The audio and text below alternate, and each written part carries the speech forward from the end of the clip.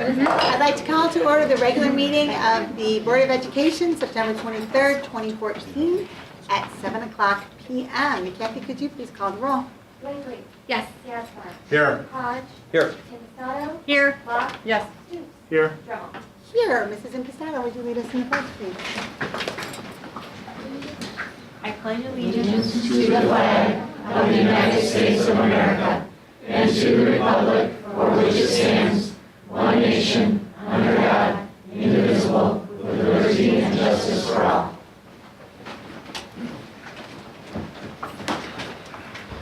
Dr. Hitchens, are there any changes to tonight's agenda?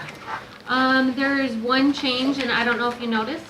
We switched the action items with the discussion items because we do have some students here tonight, so we wanted to make sure that they got to go towards the beginning of the meeting. So that's one change, but it was reflected That was a on. move, not a... Yeah, it was a move, and it was already reflected on the agenda. But also in closed session at the end of the night, we're adding an item, the appointment, employment, compensation, discipline, performance, or dismissal of specific employees of the public body or legal counsel for the public body, including hearing testimony on a complaint lodged against an employee of the public body or against legal counsel for the public body to determine its validity.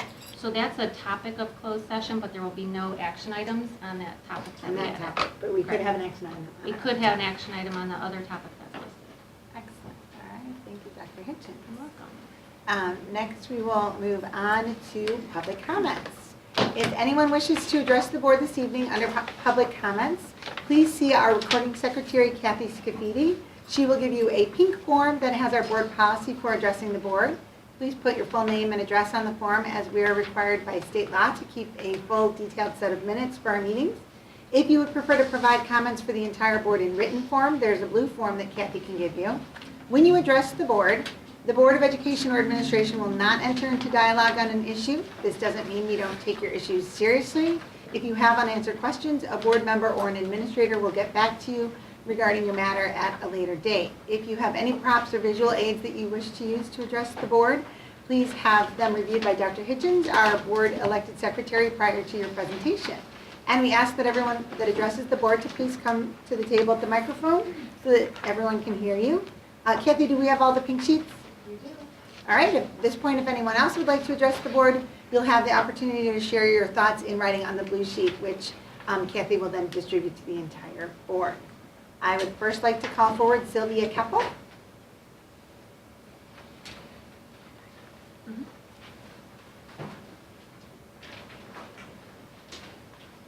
Hi. So I FOIA'd information regarding the maintenance building proposal. What I found was the following. There's apparently never any real consideration of any building other than former board president Ron Links. His property was zeroed in on at least as early as April 11th.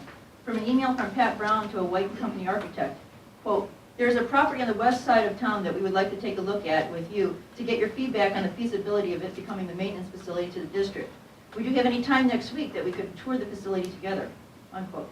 There were no similar inquiries of any other properties in the hundreds of pages of poorly formatted pages that were sent to me. Another email from Mr. Brown on May 9th includes a list of what the district wants in that space. May 21st, a concept budget estimate is produced by White & Company, and Link's building is mapped out with the proposal. The presentation of maintenance building options to the board on May 27th included the plans for Link's building. Estimated remodeling costs $1.5 million. When the board instructed administration to find out the costs needed to make Link's building move-in ready, what I would have expected them to do is figure out how much was needed for essentials and how much for luxuries to be done later. Instead, according to emails, administration set a dollar amount, $400,000, and instructed White & Company to whittle costs down to that amount. From the White architect, quote, "I know the budget you targeted is $400,000. I do not know for sure where that came from originally, and we are $100,000 over at present. What you ended up with is finally is a plan to spend $423,000 for renovating a building that will cost nearly $1.5 million to rent, and that is only, quote, to make the space comparable to the existing facility in terms of functions supported." I'll read that again. That $423,000 is, quote, to make the space comparable to the existing facility in terms of functions supported. So the $1.86 million you can have for $1.86 million, you can have the equivalent of the current building we own. The $135,000 needed for our current building for code compliance is less than 1 year's rent for Link's building. In July, you board members heard Dr. Ron's full disclosure that yes, Ron Link was a former school board president and how that didn't play a part in the decision making. He talked about how Link's offer was really very generous, the building was just what you were looking for and so on. But the information I have casts some doubt on that. There were numerous potential structural problems with Link's building that, according to the inspector, warranted further investigation. At the July 29 Finance Committee meeting, Mr. Gaspar asked if the $423,000 addressed those issues. Mr. Brown answered, quote, "I believe we are covered in that $423,000. Mr. Gaspar, you should ask for further verification. I don't see anything on their project cost list or communications that indicate this is being addressed. Some of the possible problems include low-bearing walls and cracks in masonry that telegraph across buildings. Pole barn buildings are easily, cheaply fixed. Old masonry buildings with structural defects, I imagine, would be much more costly to remedy and maintain. If nothing else gives you pause, maybe this will. July 29th, when Mr. Gaspar asked Dr. Rahman about the difference in cost between Link's building and Batavia Enterprises offer, Rahman said his quick calculation showed BEI property was $200,000 to $250,000 more Mrs. over Keppel, 10 can you years. summarize for us? We're at 3 minutes and we have quite a few speakers tonight. That is dead wrong in the long term. Part of my FOIA was for that other offer. The total cost of the BIE building with interest was $1.83 million over 10 years.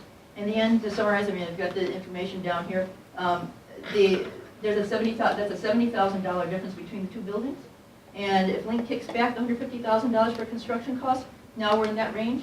But then the big difference is the Batavia Enterprises building would be owned outright at the end of 10 years. Whereas from my understanding, I was not given these documents, but from my understanding from what Mon had indicated, there would be additional cost to purchase Mr. Link's building. And that throws it way over the edge of anything comparable. Okay, and I called Austin Dempsey at Batavia Enterprises to find out what he, because Mr. Link was at that Mrs. finance Keppel? committee meeting. And Mr. Link was given a chance to talk to the committee, and he was not invited. Mr. Dempsey was not invited. And that was a very unfair, unbiased, if there was another offer on the table to not consult the other party.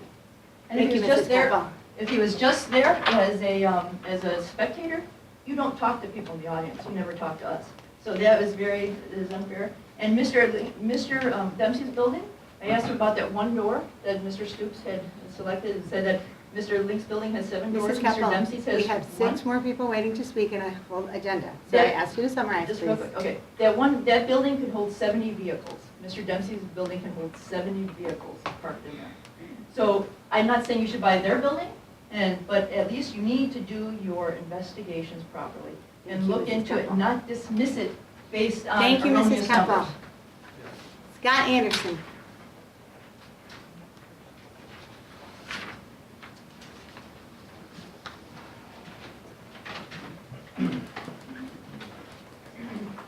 Good evening. Good evening. I'm here on behalf of a second grade class at Hooverwood School. It's unfortunate that we're here today. The current second grade class at Hooverwood has not been provided the same resources that the other second grade students in the district enjoy. And this is solely based, it appears, on the decisions made by the board and the district administrators. An intolerable precedent was set by the school board and administration for this group of students years ago in kindergarten. And despite requests from teachers and parents for more support, none has been provided. Not only have additional resources not been provided, but those tasked with making these decisions have been unwilling to provide an explanation to parents and teachers.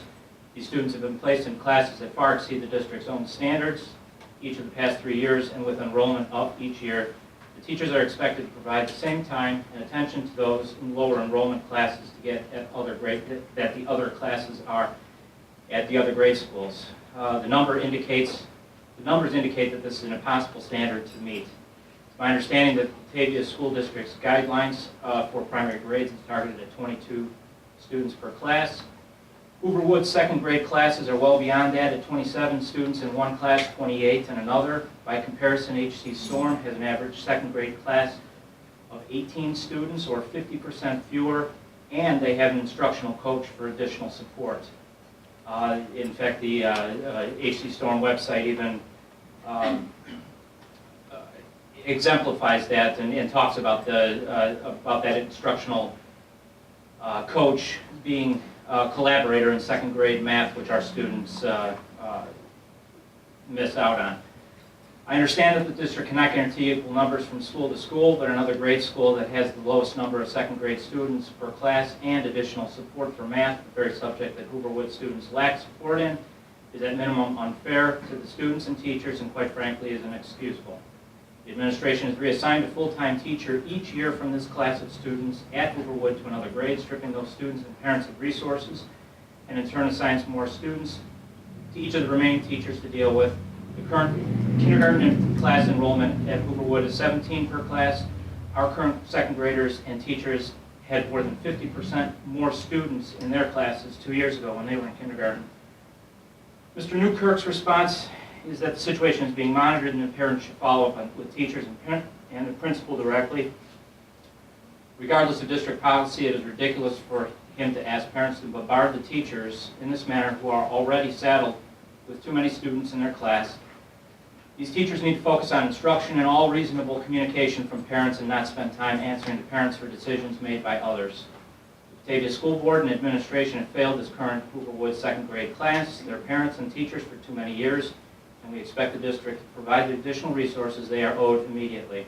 The district needs to reprioritize and focus on instructional needs of students and not on artificial turf at the high school, Google Chromebooks at the middle school, and many other things that have no quantifiable impact on the students' learning success.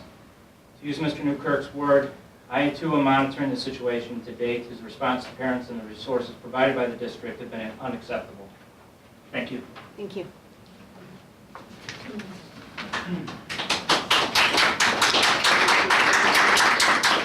Stephanie Shore? Stephanie Shore? Stephanie?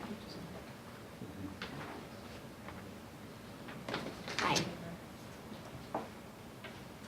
So I'm also a parent of a second grader at Hooverwood, and I'll skip some of the statistics, numbers that I was going to go through because you just heard those from Scott. One thing I would like to bring up that I have spoken with a couple of board members about is my daughter's MAP test scores. Her percentile in MAP testing has decreased by 9 percentage points in math and by 24 percentage points in reading since she was tested at the beginning of kindergarten. I don't have the most recent MAP test scores from this quarter here or semester. I was hoping to have those by this meeting, but they haven't released those yet.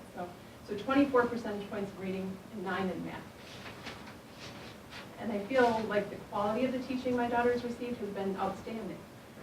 The district recognizes the fact that large class sizes can be detrimental to educational development, and I feel that the large class sizes are the primary reason my daughter is not excelling in school. We were told by the board members that it's highly unusual for the district to add another section to a class that started out in kindergarten with only 2 sections. This seems absurd to me. There have been mistakes made with this class with respect to class size since they started kindergarten.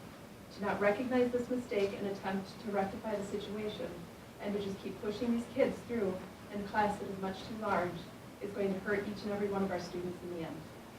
Thank you for your time. Thanks.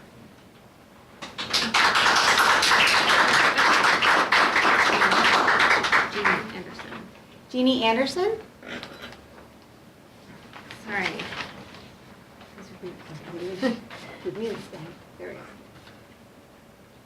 Good evening. We are here tonight to express our concern over the decision to take resources away from Hooverwood second grade classes. In the past 2 weeks, over 25 families emailed Brad Newkirk, copying Lisa Hitchens, Gina Greenwald, and the board, expressing concern for this class's large size and asking that they meet with us in an open forum to offer a reasonable, logical, and plausible explanation for this decision. The class size of all other primary grades in Batavia schools is between 17 and 23 students. At Hooverwood, the second grade classes are 27 or more.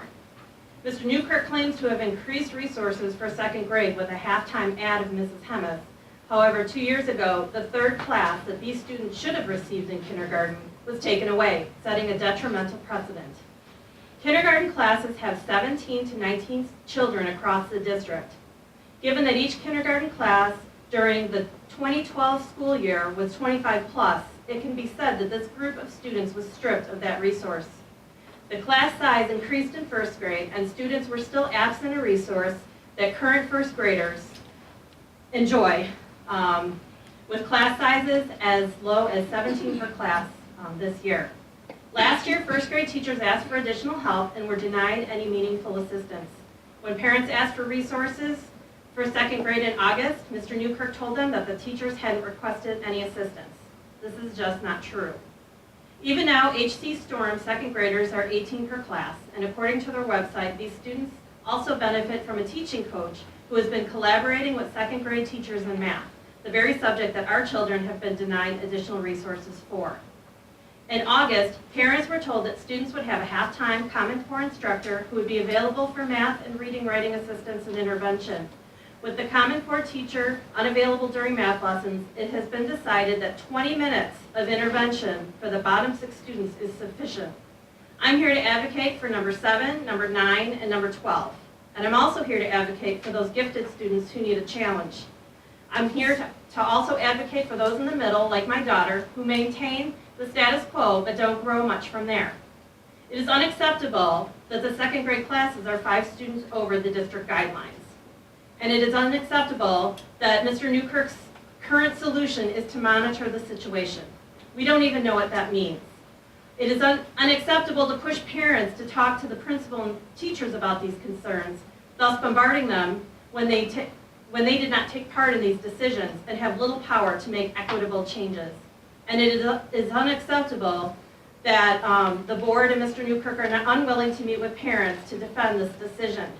We can only conclude that there is no reasonable, logical, or plausible explanation for it. Now is the time to make things right. Second grade students at Hooverwood deserve additional resources. While adding a 3rd class is equitable, additional math support is vital. While I've been told the district is unwilling to solve this problem, the district must. And now is the time to give back the resources that were taken away when they started school in 2012. Thank you. Thank you very much. Suzanne Hubert? Suzanne Hubert?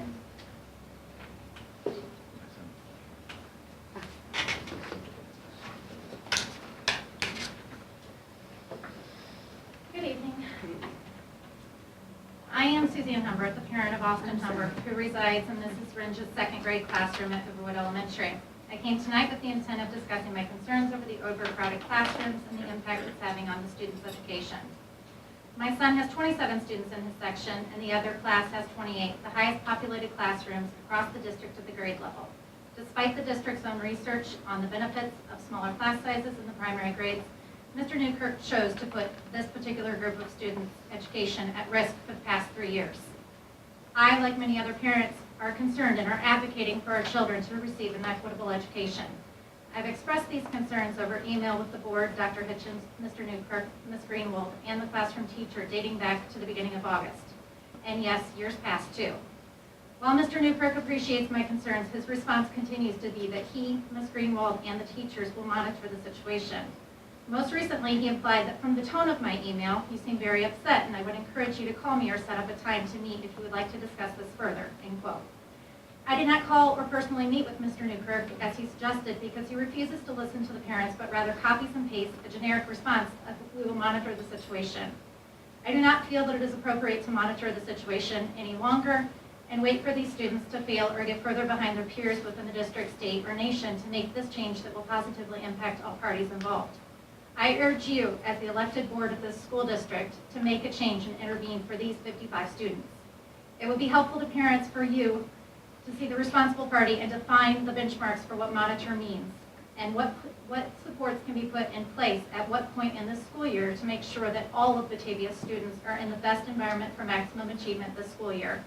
Personally, I would like to see a part-time core content teacher to be assigned to this building to lessen the stress impacting these students and teachers. However, would welcome any assistance at that point, even if it means Mrs. Greenwald herself teaching a section of math. Please reconsider meeting with parents to discuss the solution and how we can work together. I'd like to also point out that we are entering our 6th week of school, and there is more than adequate time to assess the students and their needs, as well as the needs of the teachers. I appreciate his efforts to alleviate part of the problem by assigning Mrs. Himmis to have her own classroom in the afternoon with a reading block. However, I lack confidence in him or any other responsible party to timely provide these students with the same kind of support in their morning math block. It is my understanding that in the prior years, these same students requested additional assistance due to overcrowding were denied. I empathize with these teachers because 7.5 years ago, I was in the same situation. I taught 6th grade language arts, and I know firsthand how demanding the job is. It becomes increasingly more difficult when an administration overpopulated my classes.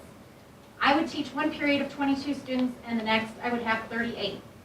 My entire approach to lesson planning had to change from one group to the next. It's not feasible to have a meaningful one-to-one or small group interaction with this class size of 38, much like this group of second graders.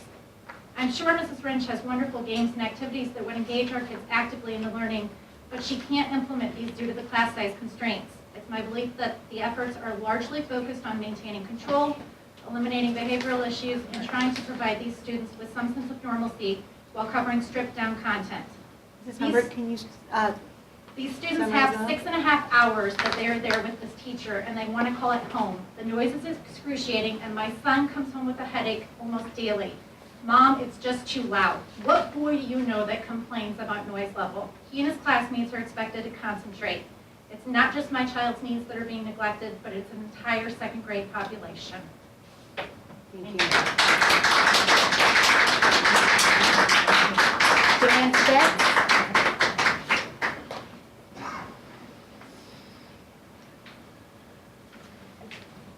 Hello, I'm Joanne Spitz, and I respect everything that the Hooverwood parents just said, and I do plan to go after them. I really plan to go after some other people who come up here frequently. And I came up here to say thank you to the administration and to the board, because I've been to the last 2 board meetings and people come up here, and I think they're incredibly disrespectful. They're mean. They're sarcastic, and I think they can be condescending.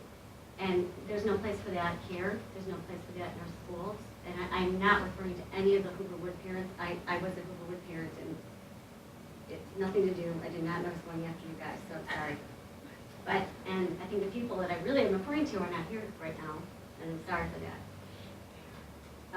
To say things like Ron Link is going to fire his staff for the benefit of renting his warehouse, it's wrong and it's mean. It's wrong. He gave 12 years to the board, unpaid. He has kids in the district. He lives here. He's a kind man. I asked one question to one person about his business to find out that he is not firing anybody. He's not letting anyone go. There's so many people who come up here to complain, and I don't really see them in our community volunteering or helping to make it better. They come here and they complain. So I came here to say thank you. The Board of Ed, you are all volunteers. You donate your time, your talents, your donations. I'm involved in a lot of things, and you guys come to everything. You donate items, you come to shows, you come to plays, you go to sports events. You're not paid to do it. You all live here, you all are paying taxes. A lot of you have kids in school, and we elected you. And if there's people who aren't happy, I don't see them running. So, in the administration, I know there's a lot of different things. Everyone has different opinions. I respect everyone's opinion. It has nothing to do with right and wrong. I've worked with a lot of the administrators, and if you spend any time with any of them, you know that they volunteer their time, and they get up in the morning and they don't try and think of how to make things worse. They try to make things better.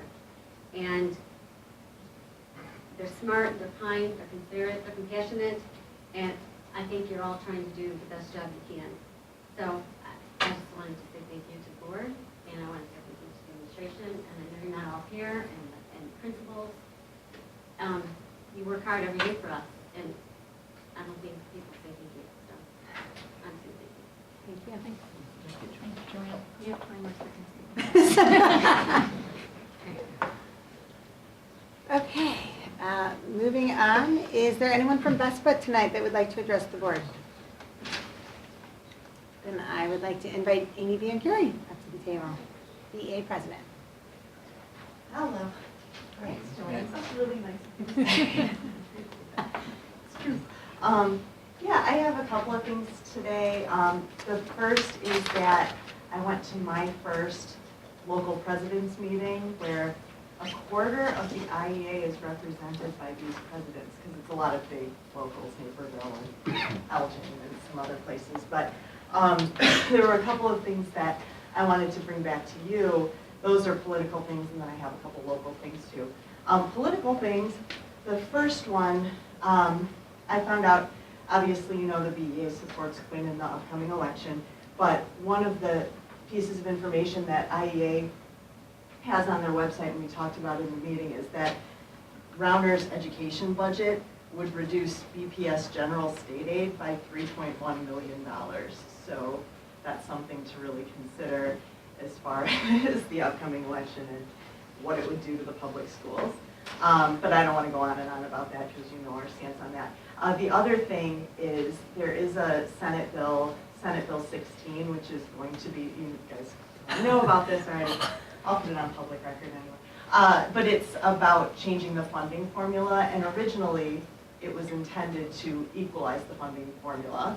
But as we know from our state and how things change when bills go to the Senate, it ended up getting all messed up, all manner of messed up. And now they're talking about adding cost shift measures to the local districts. And so IEA does not support this measure. And it's going to be in the lame duck session in November anyway, so they're not expecting it to go anywhere, but they are expecting it to come back in the future.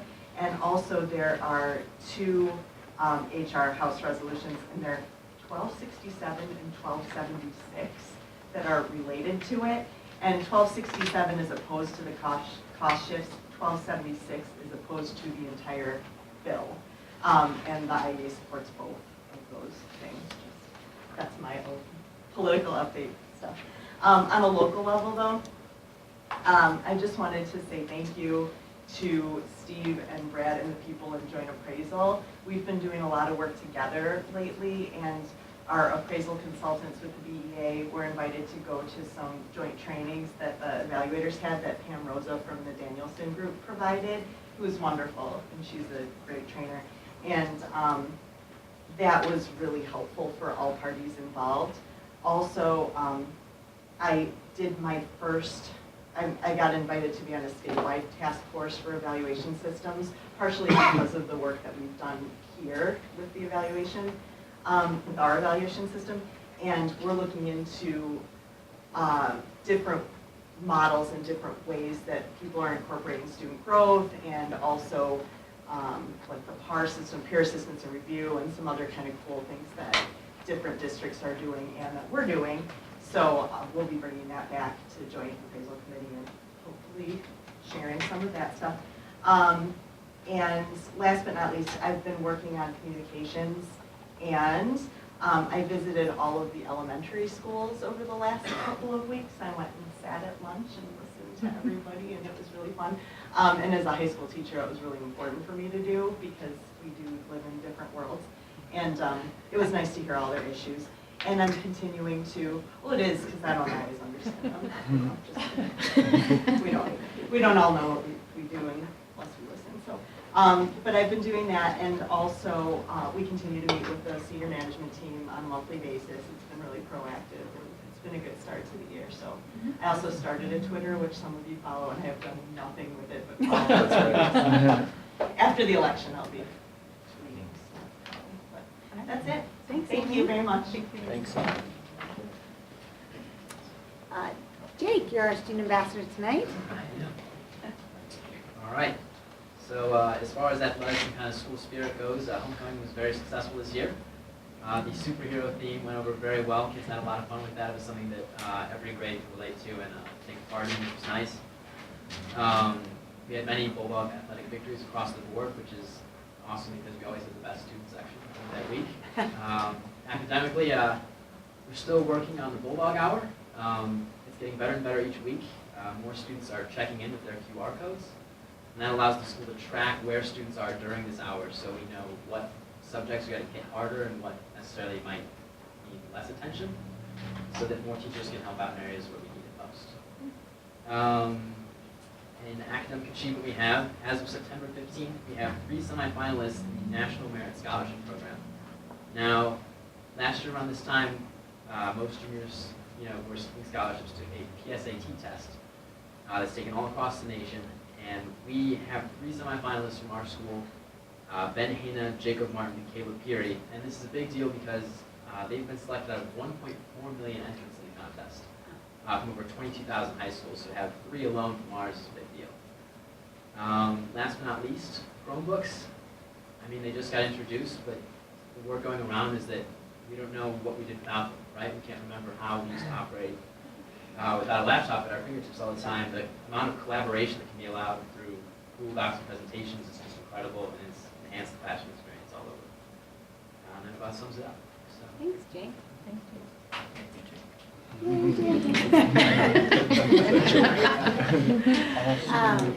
Next, we're going to move on to celebrating successes. I would like to invite Lisa Hillquist and Cecilia Hoffman to talk about our summer kinder camp program at the Batavia Apartments. You please come up and join us.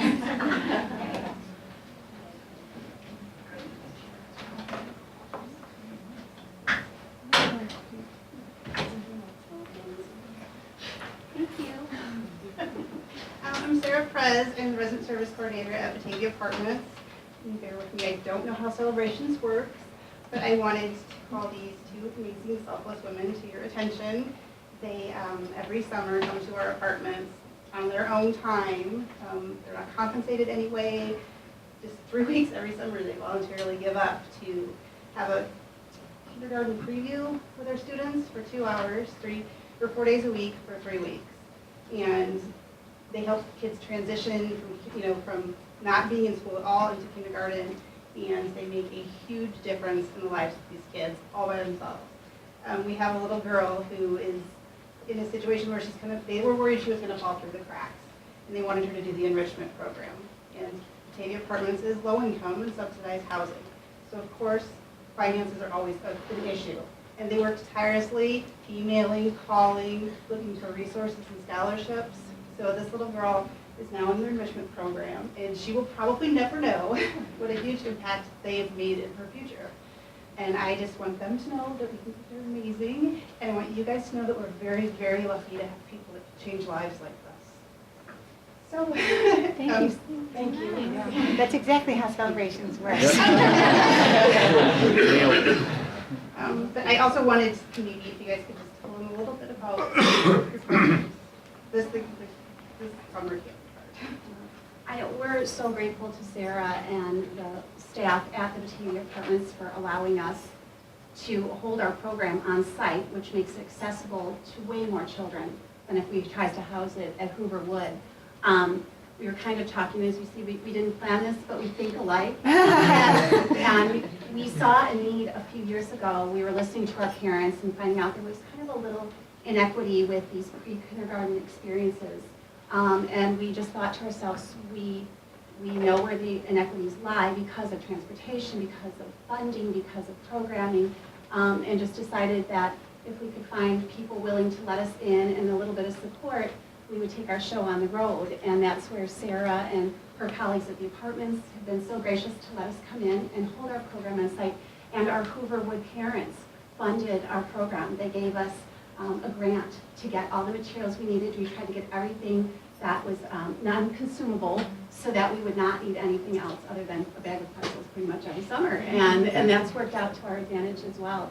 So it was really, the parents kind of brought it to our attention that their little ones needed something and they knew, but they just didn't know how to give it to them. So we just kind of hold it together. We took our show on the road.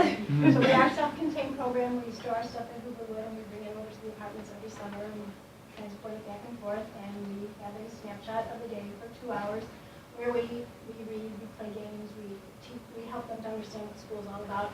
And then the transition into school at Hoover Wood and or J.D. Nelson, if they're going there, is much better. We have children that spend 3 weeks under the school crying and don't want to come in, but when they walk into the regular school, they're ready to go because they're now familiar with us and understand what school is all about. And we run our program the way we run our classrooms so that when they come in, and sometimes at the very beginning, they're our little leaders because they know what phonemic awareness looks like. They know what that little red thing on the timer means and that when it's gone, you're done and you have to transition whether you want to or not.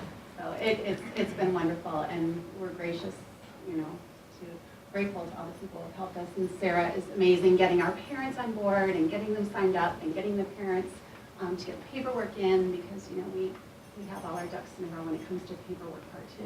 So thank you to Sarah. How many students? Well, we opened it up. I think this year we opened it up to about 22. There was 20, about 22 or 25 incoming kindergartners that had the option. scholarship. Okay. And we had, at the most, like 9. But those are 9 children that we never would have impacted All before. right. And it helped to make their school more successful. Okay. Was this your first year doing it, or how many years have you done? Four. Is this the highest number? This year, 25? I would say 9 to 11 Yeah. 9 to is our 11. highest. But sometimes they don't come all the time, Okay. and we let them know that's okay. If you come one day, if you come every day, you are most welcome. If you can come late, you can come early. And what's really cute, this year we had a lot of our siblings bringing their little ones, which was just adorable. You know, big brother and sister, and so proud to drop their little ones off to us. So that was fun. How they grow so fast.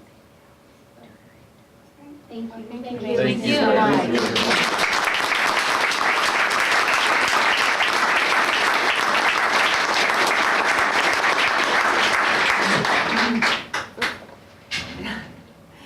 Joanne, I'd like to invite you back to talk about Bikes for Batavia. Sarah is so good at this. She's staying. I'm with the Batavia Bicycle Commission, talking about, we started a program called Bikes for Batavia, and we are working with All Spoked Up, and we are asking the community to donate gently used bicycles, and they are repairing them, and we are giving them away to students and adults in need. The Rotary gave us $750 to use to make these repairs and to get parts. We've gotten bike donations from this fifth grade guy on Fabian, who's always got bicycles outside. Our community, our teachers, our Board of Education members. Sue put some great things in Neighbors, Bulldog Bites, and Sue's Texts, and we've gotten a lot of bike donations. To date, we have given out 37 bikes. 26 are to students and children of the school district, and 11 are to adults, and a lot of those adults are parents of those students, so they can ride together. And without Sarah, we could not have done a lot of this. And of course, bikes, I guess, weren't allowed, and we turned her. And she could, and I could tell you stories about students and adults who now can get to jobs and second jobs, and a bike has changed some of their lives, like literally. We don't give any bike away unless it's approved by Sarah at departments or a school counselor or social worker. Most of the bikes actually for the students have gone to HC Storm because of Julie Elholm, and she worked tirelessly to contact just about every teacher at Storm and find out every single student who needed a bike and couldn't afford one. We have waivers set up for the parents to sign. We have tax donation letters set up. Every student gets a helmet and a bike lock. We actually have 10 more. We're ready to go. We're trying to work out something with Storm to have a little party. The city council, the bike commission is part of the city of Batavia, and the city council recently approved the release of bikes when they're stolen or confiscated. There's a whole room of bikes, and we've been working on this for a year, and there's all sorts of legal issues, but they finally approved the release of some bikes. You have to be under $100, so we should be getting some of those. So we're still looking to the schools to let us know if there's students who are in need of a bike, and we will work on it. You can email me. You can email bikingbatavia.org, which is the Bicycle Commission website, or chipinbatavia.org. Being part of both, we all work together, which is the beauty of all of this. So we are in need of bikes. We are mostly in need of bikes for older kids, middle school, high school, and adults. So thank you, Sarah. She's been wonderful and very helpful. Do you want to add anything? Well, I do actually have just a couple stories I want to share just so you know the impact that I did not anticipate it being this awesome, but it has been. We have a single mom, and she just lost her job. It was a couple of months ago, but her 2 children go to Hooverwood, and apparently there's a bike rodeo every year, and they've never been able to do it because she can't afford to get bicycles for all 3 of them. And she is over the moon with the bikes. All 3 of them got one. They ride them around all the time now, and it's different riding a bike than walking, and the kids are just thrilled. This little girl I saw today, actually, she was riding her bike down to the grocery store here, because her mom has a new baby, and so she was running to the store to get something because her mom, didn't want to go because of the newborn. So it's just great. Like, you see them riding around town, they're super happy, and they have a lot more independence. And something about riding a bike is very liberating for children, so it's really great to see. Great. Thanks, Sarah.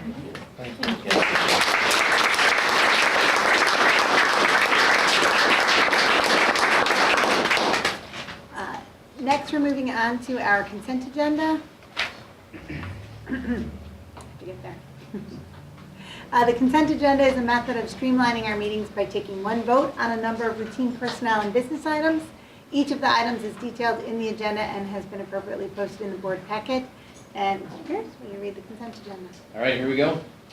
5.1 through 5.9 is the approval of our meeting minutes from our August 20th meeting through our September 16th meeting.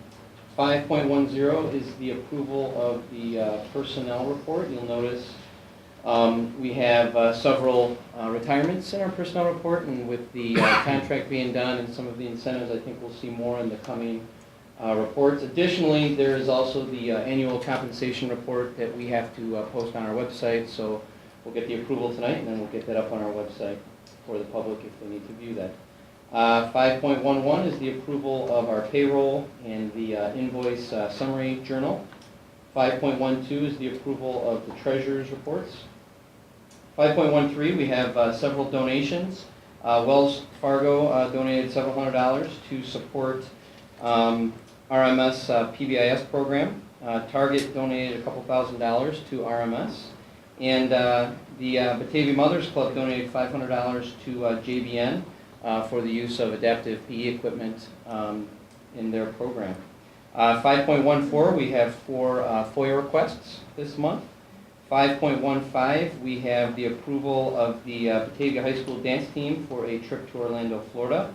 5.16 is another overnight trip, the approval of the VHS Drama Club to U of I for Theater Fest. And then finally, 5.17, kind of a moment of silence for the 25 RMS overhead projectors we're going to be saying goodbye to in our disposal of surplus property. So that concludes our consent agenda report for tonight. Thank you, Mr. Pierce. Are there any items on the consent agenda for removal or for clarification? Sue? Yes, just 2 very minor little tweaks out of respect for Mrs. Bean Carey. Under, let's see, it's 5.4, I believe it is. Her name is spelled incorrectly. Oh, thank you. As someone who's actually tried to spell it several times. It's not that easy to do. It would be under 5.4, if you open it up, 3.3. Amy, would you like to spell that? Do you want I have it. You have it, okay. Thank you. Just so we, just, Right. you know what I mean, just out of respect. Then also, I believe it's also the same one, oh no, under the 9/16 meeting. Sue just wants to make sure we all know she read the consent agenda. I did read the minutes. Wow, look at me. I lead a boring life. Mr. Reckenbacher, is that how I pronounce his name, Ron? Was speaking about the median income, not the medium income. Oh. If we could change that. Perhaps. What? That's not so far off. But yes, So what did you say it was? Median? median, like middle of the road median, not medium average, medium. And there is quite a difference though, medium size, medium, middle. That would be it. Excellent. I Any did my other- homework. Any other questions, clarifications? I have a question. What's, under 5.16, what's the drama group going to Champaign for? I just didn't think it wasn't clear. They do that every year. It's an improv workshop, Oh, whole weekend. okay. I just didn't know what it was. Didn't it say? No, it didn't. It might not, but It gives kind of the opportunities they'll have while they're there. Oh, nice. Thought there unfortunately I knew what it was, so I didn't do that one. Oh, I There didn't is go a to page link. 2, sorry. that you could- I was only looking at page 1. So. Anything else? Then I would entertain a motion to approve the consent agenda with the two changes pointed out by So Sue. moved. Second. Moved by Gaspar, second by Blakely. Kathy, would you please call the roll? Blakely. Yes. Gaspar? Yes. Hodge? Yes. Sato? Yes. Fox? Yes. Yes. Trumbull. Yes. Moving on, number 6 is our action portion of the agenda tonight. The first thing we'd like to talk about is HC Storm Outdoor Learning Space. I'm not sure who I'm calling. I know we've got a group of people here visiting us tonight. Welcome, welcome.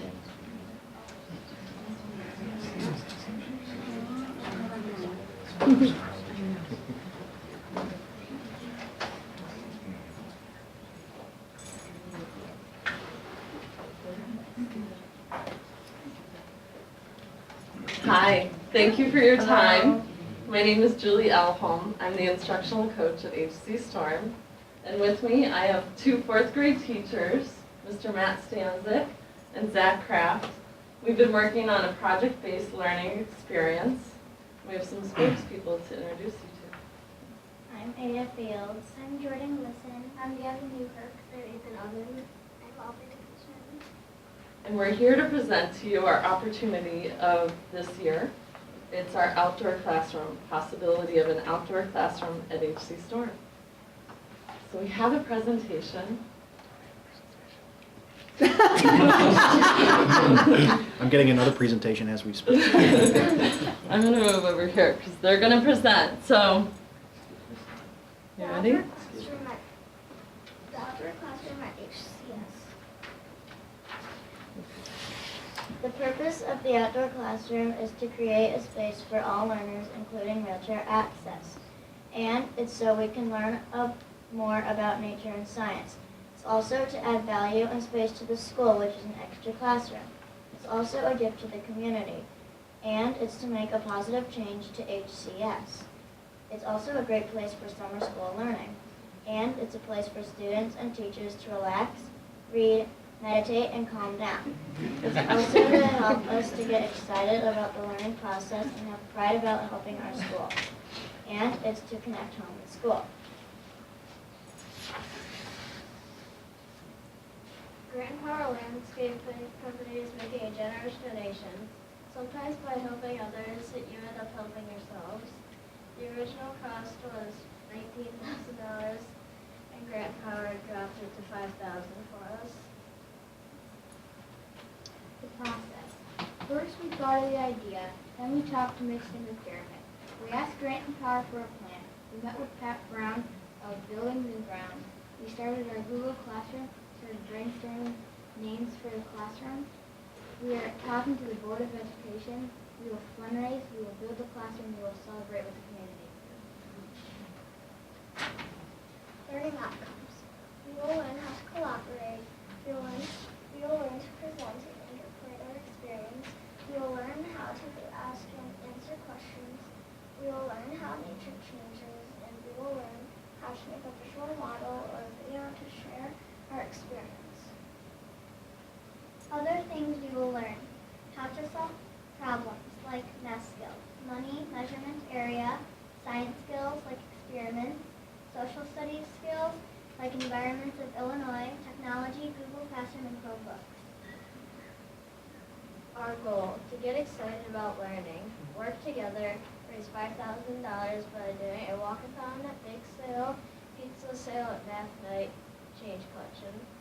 Build our classroom, be featured in local publications. Thank you for your time.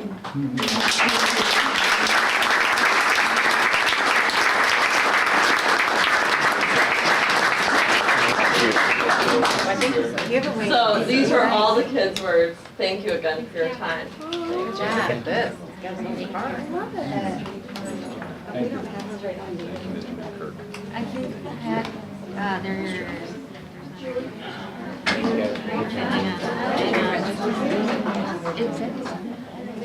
I recommend the board accept the donation. Snoop's here. Oh, You're under, you Brad. know what, you're behind, you're frozen, so why don't you read out mine? Oh, So there it is. All right, there we go. That's what I thought, really, we're not doing anything? Yeah, a little bit. If you go a little bit higher.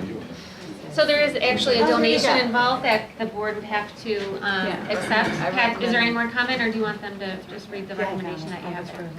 So basically, what we wanted to do was bring this before you to get an opportunity to see what the plan might potentially look like before the students spend so much time to go through the process of fundraising the $5,000. So with the approval tonight, we'll continue that process, and we'll also continue working with Grant Power to finalize what the actual plan will look like and bring it all back to you hopefully sometime in, say, March or April, so that we could look at construction in the late part of spring next year. Okay. So I would entertain a motion to accept the donation of labor and materials for the creation of an outdoor learning space at HC Storm. So moved. Second. Moved by Impastato, second by Blakely. Kathy, would you call the roll? Blakely. Yes. Castler. Yes. Hodge. Yes. Sato. Yes. Locke. Yes. Hughes. Yes. Drummond. Yes. Thank you very much. Where'd our students go? Oh, there they are. No, they're not. They're back there. Well, I want to say thank you, but they left us very quickly. Thank you very much. And thank you, Pat, for working with them. That's very exciting. I love it when we have things that are student-directed. Next, we're going to move on to the adoption of our 2014-15 budget. Dr. Matt. So tonight is the culmination of almost 12 months of preparation. You authorized us to begin work on this budget in October of 2013, so we're almost there. On August 12th, the board published the budget in tentative form. We got it up on our website. We continued to make some further edits throughout the remainder of August and September, including updating salaries and benefits to reflect both of our association contracts that were ratified. We made some additional edits prior to the budget hearing, which took place last Tuesday, but since then we have made no further edits, nor have I received any additional comments since the speakers that came to the budget hearing. So I would entertain any further questions that you have on the budget, and we will do our best to get you all answers in detail. But then I would ask for you to approve the budget as presented. If the budget is approved, there are copies of the cover page of the state budget form, which do need to be signed by each board member. So if you could distribute that upon approval. Any questions for Dr. Matt? I asked all mine in finance today. I'm You good. can ask them again in public. I have no questions, I just want to make a comment on the budget. Would you like to make it before we take our vote? Sure.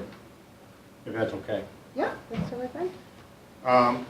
With regards to the budget, I just wanted to appreciate all the comments, emails, conversations that stakeholders have talked to us about the budget.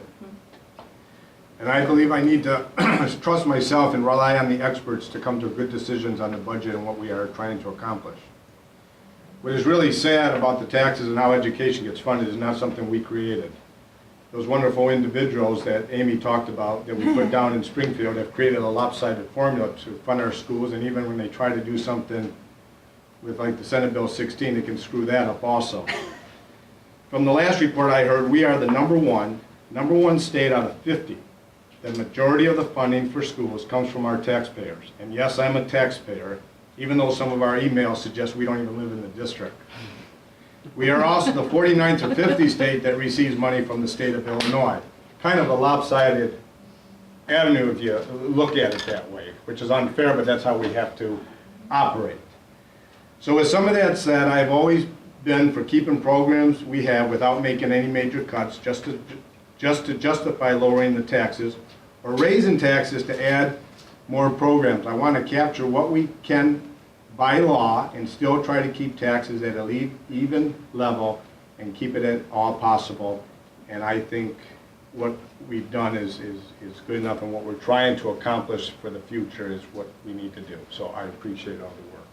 Thanks, John. Thank you. Then if no one has any further questions, I would entertain a motion to approve the budget as presented. So moved. Moved by Second. Locke, second by Impastato. Who was first? Locke. Give it time. On the budget. Okay, Blakely. Yes. Gasper. Yes. Hodge. Yes. Scotto, Yes. Locke, Yes. Stoops, Yes. Dremel. Yes. Do you want us to do this now, Chris? or Before the end of the night, Okay. it's fine. Just checking. All right, then we will move on to the policy committee report. Dr. Hitchin. I'd just like to thank Chris and the administration for answering all of our questions and 8,000 of the same. all their many, many, many spreadsheets. I know it's very tedious and time consuming, and I appreciate it because I definitely don't understand this the first time I look at it. So I appreciate you walking us through it every year because it seems like every year I have to start over. Good job.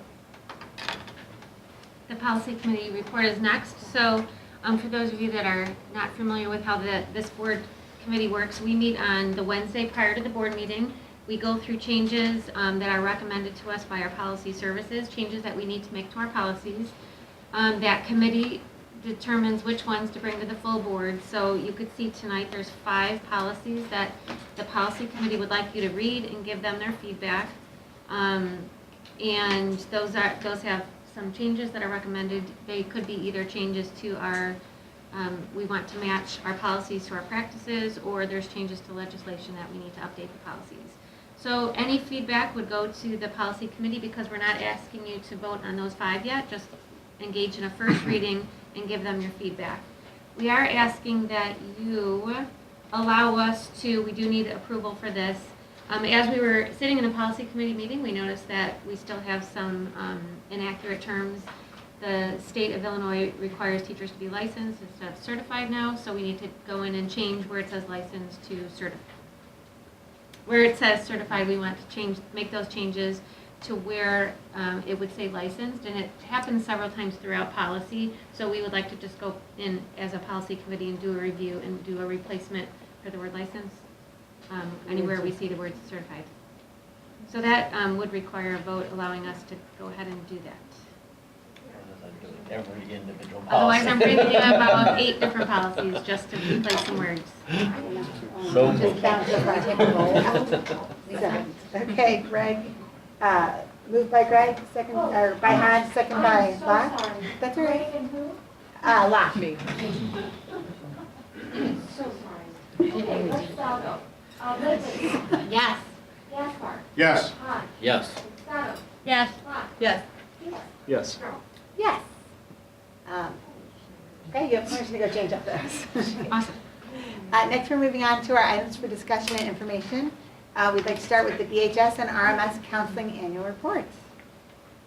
I'm not quite sure who we've got here tonight. So we're going to have counselors from the RMS starts. And last year, the board adopted a revised language for our counseling and advising policy. And one of the pieces that was put into that was an annual reporting. And I think this is a great opportunity to share the good work that our guidance counselors at both RMS and BHS and the good work that they're doing there. So they're going to give you an overview of the work that they're doing at, in this case, Rotolo Middle School. Thank you for having us. I'm Carolee Hygen. I'm Julie Neese. I'm Julie Webb. So we're going to go over our program. This is our mission statement, and I'm not going to read it to you because I know you have it, but we rewrote this 2 years ago as we started on our journey to kind of redo the whole counseling program. And as we wrote this, we really wanted to reflect more on the comprehensive counseling program while continuing our best to focus on what is best for students. We are aligning our school program with the ASCA model. The ASCA stands for the American School Counselor Association. And we are also aligning it with the Illinois Social Emotional Standards. So the purpose of this is to collaborate more with teachers and administrators to address student needs, setting measurable goals, and implementing a consistent data-driven program using results for program improvement. Go ahead. So we've had to do a paradigm shift as we've moved from our old model to this new model. We are being more proactive instead of reactive. We are doing more results-based, data-driven instead of process-based, and not providing services, but looking at data to drive our program. And through this, we hope that, or we know that students will gain competencies that will acquire knowledge to improve academics, skills to improve their behavior, and a positive attitude to improve their attendance. One of the components of the ASTA model is delivery, and that includes all the services that counselors do, both direct and indirect, for students, families, communities, and we have quite a few things that are covered there. We've been working on a school-wide guidance curriculum, which would be lessons and materials that all students are seeing during their time at RMS. Individual student planning, responsive services, that might be individual counseling or meetings with the students if they are experiencing a crisis. Could be helping to plan for a student who is experiencing anxiety and is not able to attend school, or is at school but not able to be in the classroom. And also supporting the school systems. And really, we're doing a lot of work with our building to help with multi-tiered system support, which is really looking at students, what they're needing, and our interventions being appropriate for them where they're at. This is a little bit more about the delivery and all the components that we're doing with each one. The school-wide curriculum, every student at RMS is receiving lessons from the three of us, and also from some of our teachers in X time, involving conflict resolution, interpersonal skills, career readiness. Those are all done with social emotional learning standards. We worked really hard, and this year we're adding a lot more that's dealing with digital citizenship, which is very helpful for students today, especially with every student having a Chromebook. And we're also working on helping to make sure that we're in compliance with Aaron's Law. Student planning can involve assisting a student with a 504 plan, helping collect data for possible case study for an IEP, student observations, and then lots of examples with the responsive services too. We're providing small groups. We're doing a lot more work with groups of students as opposed to individual work. We might work with students who have issues with attendance, possibly with discipline referrals, social skills, and then some of the programs that we're helping to support, check in, check out. We're running groups for students who need a little bit more help in those areas, creating behavioral plans and helping to interpret data. Management is another key component. This is really us looking at our organization and how our programs are run. As we mentioned, we are much more using data now to make decisions on which students are appropriate for what interventions, and also to help us monitor their progress in those interventions. We are having annual agreements with our administration, so there's much more collaboration and communication so that the goals are shared and everybody is really knowing what our program is doing. And we're also developing yearly action plans for our counseling program. Can I ask a question? When you say interventions, are you talking like academic interventions or social and emotional interventions? It could be both. We help with looking at data to see which students might need a reading intervention. We don't provide that intervention. We will provide more the social, emotional, or behavioral interventions, but we kind of are helping to oversee a lot of programs at our school and helping to possibly make some recommendations for different interventions. And accountability, we are also going to be sharing our results with parents. We are starting this year a Parent Advisory Council, where we will have parents and students and community members meeting with us at least twice a year to help us give feedback.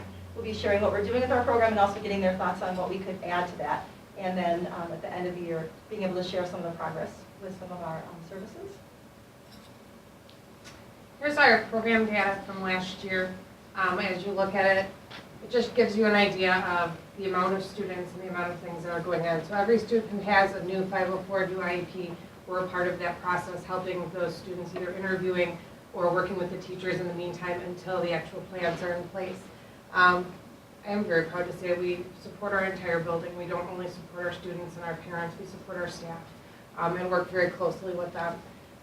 Unfortunately, the numbers of hospitalizations and other mental health concerns of students continue to go up, and that's a piece that we need to continue to be very responsive to and proactive with. The future implications for our counseling program hopefully are going to be that we're going to just keep getting better. We're starting the yearly action plans that we're developing and working with our administration, staff. We are starting a parent advisory council that will be meeting in the fall and the spring to get some more community input as to how we're doing and what we're doing. We'll continue to collaborate with our staff to ensure that the curriculum is aligned with the Illinois social emotional standards and making sure that we're hitting those throughout our students' time at Rotolo. We also are maintaining an active role in supporting students through the multi-tiered system supports for individual academic and behavioral support plans. And the middle school will continue to collaborate with the elementary school and the high school to ensure that we're providing as smooth a transition as possible for our students both into the middle school as well as our students leaving the middle school. In conclusion, the school counseling program is contributing to the academic achievement, social and emotional needs, and career readiness of all students at RMS. Thank you for your time and support. Thank you.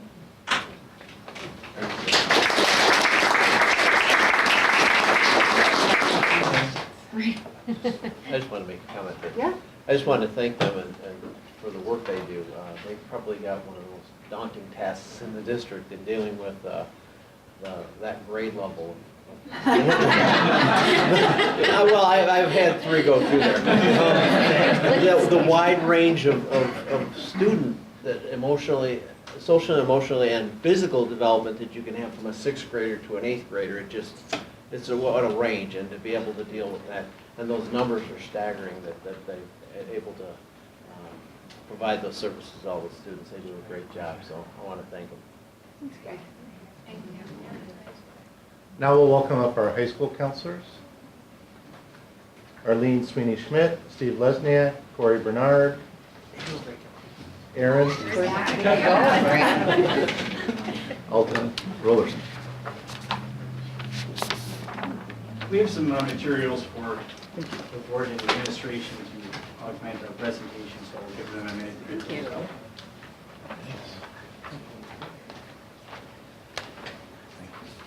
Okay, I'd like to, as the results are coming out, I'd like to thank the board administration for having us here to allow us to give you some information about the program and the program development that we're currently going under at the high school. And I'd like to thank our RMS colleagues for doing a really nice overview as well of ASCA and their program to lead us into the development of our program. The introduction and comprehensive goals and program management, the rest of those, there's an overview of what we're going to hit on in this presentation. ASCA has 3 domains, and in the packets that you have, those are some of the materials that we're using in an overview of the program. So I'm going to go back and forth between the PowerPoint and some of the materials that you have in that packet. And you also have an outline of the presentation as some information has slightly been changed since we submitted our original PowerPoint. There are 3 domains in ASCA that we address, and it's the career, academic, and personal. And the goals that you see up here are the overarching goals for the program that we will work through in the different grade levels to address. The key question that we seek to answer through these different domains is how are students different as a result of the school counseling program? The grade level goals are in line with the program goals, and we look to address them through the 4 ASCA model components, and that's the foundation, the delivery system, the management, and accountability. The accountability portion really is something that we have to address more at the back end of our program as we analyze our data. But it's still in process because we are using several tools to compile that information and to bring in stakeholders to get their input as well. Go to the next slide, please. The program management tools that are up there are the stakeholder involvement, which another term for that would be, and more accurately would be advisory council, which if I can do a little sales pitch will be on November 6th at 6 p.m. at BHS. We've put together a group of community members, students, and teachers and so forth to start our first advisory council, which will be one of 2 for the school year, to solicit input in our program development. And through that, these tools that we have here, an annual agreement, which we had submitted to Mr. DePasquale, and he'd signed off on, was it Friday? Right? So we've got that squared away. And we also have a calendar of events, and the annual agreement is in that packet that you have, so if you'd like to peruse that, you have the opportunity to do so as well. And through these management tools, there are 4 model themes that we work to address, and that's, as counselors, that's leadership, using that in the schools to promote academic support and achievement with our students. Advocacy, and that's kind of a natural role for us as well, as speaking up for our students and trying to meet them in their needs as we see fit, or as they come to us with those issues. Collaboration, that's with working with stakeholders, community members, working with staff, administration to better meet our students' needs as well. And the advisory council is a prime example of one of the things that we're doing to address that. And then systematic change, to remove barriers that impede student progress. As we shift from one system to another, we constantly reevaluate what we're doing to see if there are any issues that come up, or systems that we're working with that may impede progress or could be done a little bit better. If you go to the next slide, please. So here's some of the, well, I would say the meat and potatoes of the different levels and how we're addressing our students' needs. We broke down the goals into the 4 different grade levels. So Mr. Rollerson is our freshman counselor, Ms. Sweeney Schmidt is our sophomore counselor, and then Mrs. Bernard, Mrs. Hack, and myself are the junior and senior counselors. And we establish goals at these different levels, and what we're trying to work toward, or we are working toward, I should say, is a continuum, so that just like RMS, we build elementary, middle school, and then high school, and then within the high school, this is what this would look like. So the career goals for freshmen deal with building a solid foundation on academic and career success, so that when they move into their sophomore year, they can start to build on college and career readiness. In freshman year, we talk about academic support for students who may be academically at risk. Again, setting up a firm foundation for them to be more successful than they would be at the sophomore level, and continuing to close that gap as they move through the Batavia system. And lastly, the personal and social at both the freshman, sophomore, junior, and senior levels are developmental in nature. So the freshman would deal more with decision making. The sophomore level would deal with problem solving. The junior and senior level would deal with more with issues that are more unique to those populations, because a freshman is vastly different than a senior and has vast different needs, just as a 6th grader is vastly different than an 8th grader. So I know I did 5 years as a middle school teacher. All right. You got middle school. And then in the junior, the goals, our academic goal is to increase performance for better post-secondary opportunity. Because junior year is a misnomer. Students come in thinking this is the most important year, and I always tell my students they're all the most important year. This is just the last chance you have to influence your GPA or class rank before college gets a look at you. And the career goal is, in the junior year, is set up to start the college search. And we're realigning, we've got some data on this, that we're pushing our senior presentation into our junior year now, so that students can be lined up to do their college search earlier, because that's what they're telling us. We don't need this information at the beginning of senior year, we could have used it 5-6 months ago. So we're realigning to do that as well. And then our senior goals, and this has slightly changed from the presentation that we sent to the board on, I think it was Friday. The career goals is 90% of college-bound seniors will have applied to and committed to at least one college matching their financial, academic, and personal criteria by May 1st, because that's the national commitment day that colleges use. So we figured that was a good date. I mean, we do have some students that apply to Waubonsie a little bit later, but a vast majority of our students are applied and accepted way before this date to make their commitment before then. But it seemed like a good, solid national date to go by. And then our academic goal for seniors is more of a closing the gap. We want to make sure that we're addressing, that population that may be struggling going into the end of their senior year and try to support them as well to meet their academic and post-secondary goals. And then, excuse me, lastly, the personal and social, again, it just speaks to those needs that seniors have. And the idea behind that is transition, because that's what they're going through. Seniors have a severe case of senioritis by the end of the school year, and we want to make sure that they have a smooth transition into their post-secondary life. Skip sophomore goals. Oh, I'm sorry. And I'm going to advocate for sophomore. Well, I did touch on that with the freshman goals, but I'll reprise that. The sophomore goals will focus on career and college readiness. So is there moving from freshman year through sophomore year, that they're prepared to do that college and career search going into junior year, right? And that academic portion is that closing the gap and looking at students that are most academically at risk. So it's analyzing grade reports for D's and F's and looking for issues that arise that way and using that data to benefit the students best. And the personal social goal, again, is a problem solving to build on what would be developed in freshman year.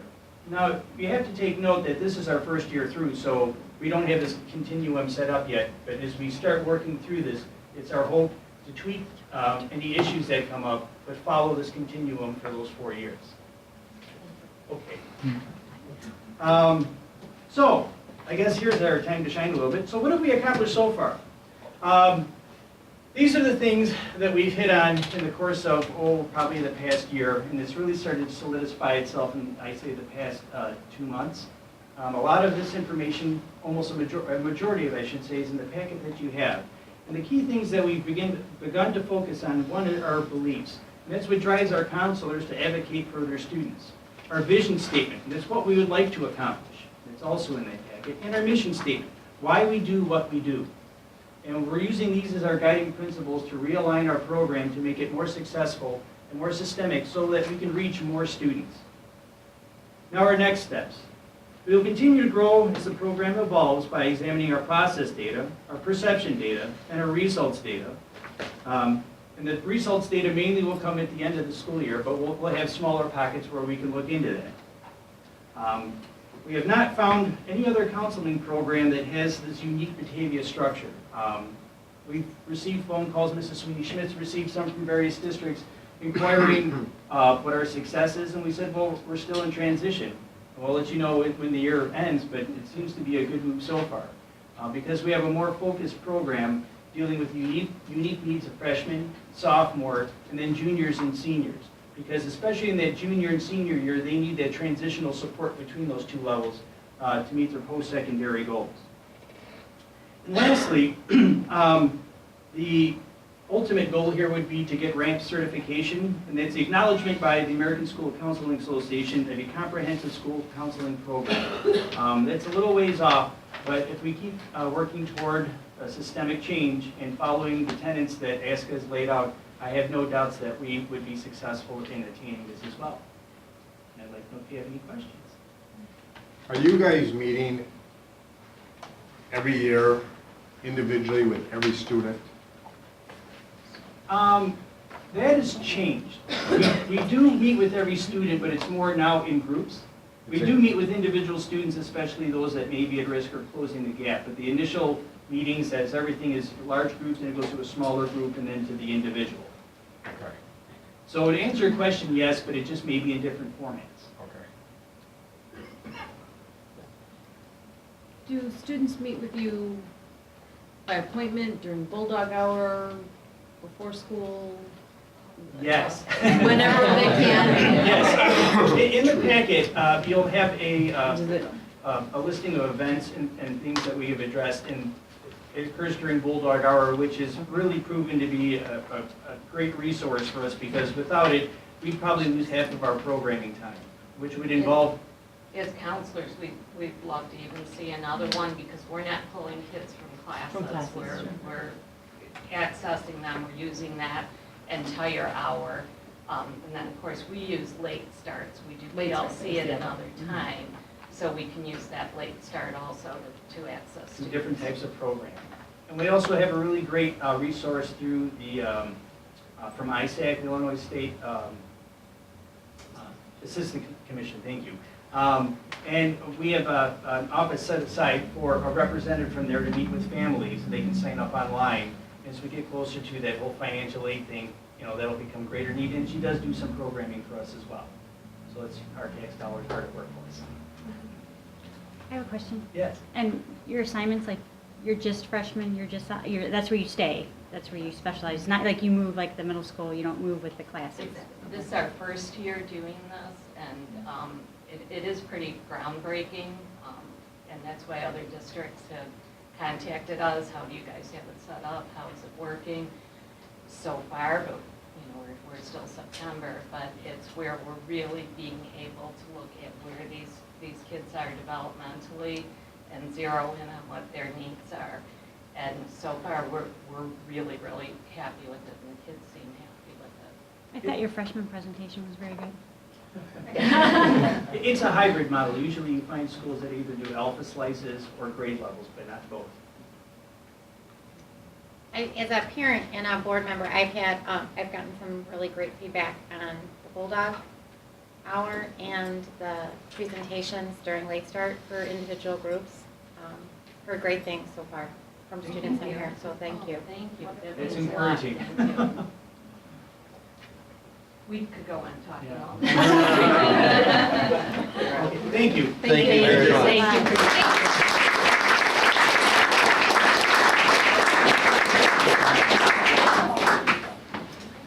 Next, we'll move on to website and brand redesign. Yes, we'd like to have a brief conversation with you tonight about our website. And Sue Gillerlane, our communications manager, and I wanted to kind of lead you through this discussion. Our website is 3 years old, and in terms of websites, it's kind of old. Our communication styles as a district has evolved, especially with Sue's leadership. How we communicate with our students and our parents and our staff is changing, and website design and even the interfaces, how websites work, have substantially changed over the last 3 years, and including more mobile devices. Users are using mobile devices to use websites increasingly, and surprisingly enough, 3 years ago, our website was not designed for mobile devices. We've kind of bolted on that functionality after the fact to kind of make it work, but it's not a natural thing. It's not very fluid, and it could be much better than it is. So Sue is going to talk to you about a little bit more about how we communicate and what we do with the website. Yeah, the district, and you may have started noticing this, is shifting to more of a content-driven strategy, and as part of that strategy, it's also getting more concise, so that we're trying to make more stories, but shorter, and trying to use a lot more imagery, and we want to bring that to online as well. And as part of that, what's important is we want users to be able to find this information easily, which means intuitive navigation, and we need the users to be able to see it on all of the devices, as Tony mentioned. And it's not just the laptop and the desktop, it's the mobile devices and tablets, which are critical. And, as we're moving into considering this web design, we also have to consider branding, because the two go hand in hand. Tony and I talked about this. I think we really need to ask this question: does the district and school branding, as it currently stands, encapsulate our mission, our values, and our unique characteristics? Because if you think about it, a really excellent brand, whether it's a school, a product, or a widget, whatever, it will tell you exactly what that product, the school, the district stands for, and why the consumer, the community should support it. So we want to take a look at all the branding at all the schools in the district. That would be a piece of this puzzle. And,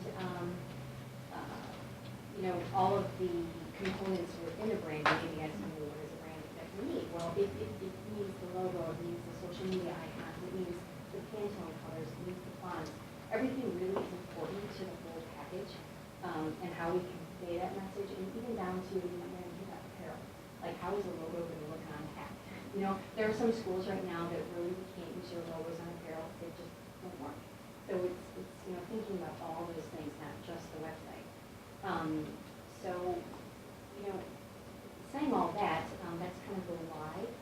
But getting into the what, Tony and I kind of put together some of the essential objectives that we're thinking about for this web design, and we want to also kind of open it up today too to talk more about these essential objectives. What does the board think about objectives of a redesign? And this is where we'd like your feedback. This is the discussion portion. You know, we've shared with you in our board report what we feel the essential objectives are, but we'd like to hear it from the board as to what they might feel, give their feedback on those objectives and maybe add some before we move forward in this process and bring a proposal to you to move forward with. So, you know, just to recap them at a very high level briefly, obviously we need a website that works with all of the devices, including the small form factors or the smartphones.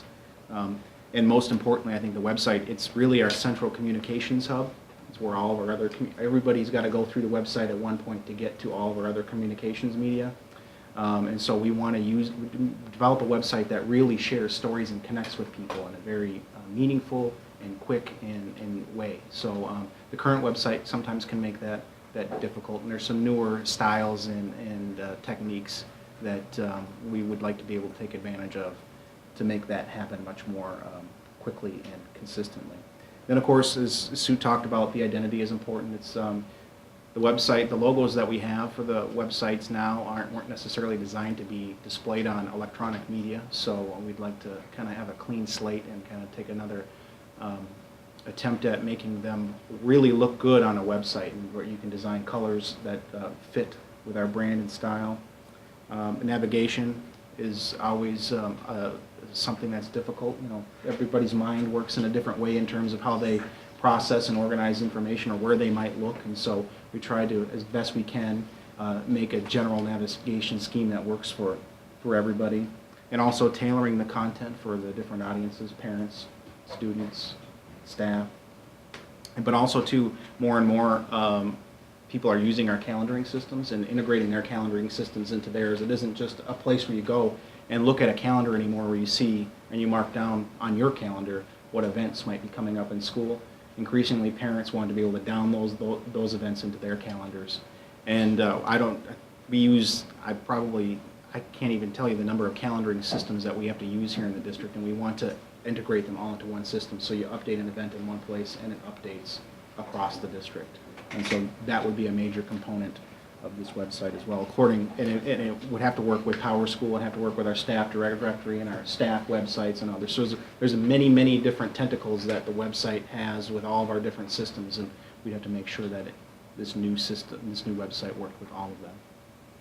But we'd like to hear from you. Well, I'll start. That's exciting about the calendar, because I know in BIC we've talked about that for endless hours for the last number of years, about all the different groups in town, all the different PTOs and the different schools, and they all have all these events, and they want to share that information, or where you go and see one thing, and it's never been able to integrate all that information together into one place, and that's probably the number one feedback we've got from parents about calendars. And so that'll be exciting. That'll be great to have that I agree. done. Are you going to try to cut down on the number of websites there are out there? That's another issue too, actually. Yeah, we've got a lot of what I would call like micro websites that we even use internally and only internally, and we try to bring them all together into one comprehensive website that would fit all these pieces together, so that there's a common navigation, common theme, and one place to find things. Because sometimes, you know, even when you know what you're looking for as a staff member, it's kind of hard to find things sometimes. It's very difficult to find things sometimes. And even when I know what I'm looking for, I know where it should be. I know where it should be. It still takes me a while to find, like, I wanted to find out information on the football game Friday night, and I know the football schedule's nowhere. well, it is. I found it, but you know, you had to go to the high school, and then you had to go to, and then you had to click on this, and then the calendar, and then it was, you know. So I don't. I was just ready to call Dave and ask him. You know, but it was there. But I have never spoken to anyone who thought the website was easy to navigate. I just caution you, anytime you talk about branding and you talk about a website, you've got to control your costs. because Your costs. costs. You've got to control your costs. That's a project that easily can spiral out of control quickly.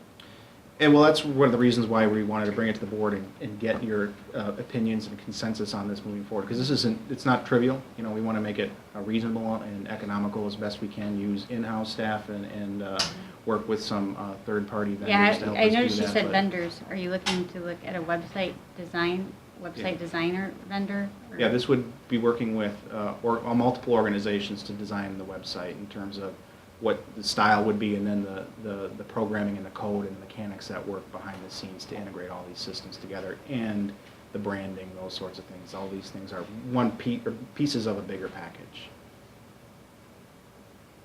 Would this be centralizing much of like the teachers' individual websites as well for their classrooms?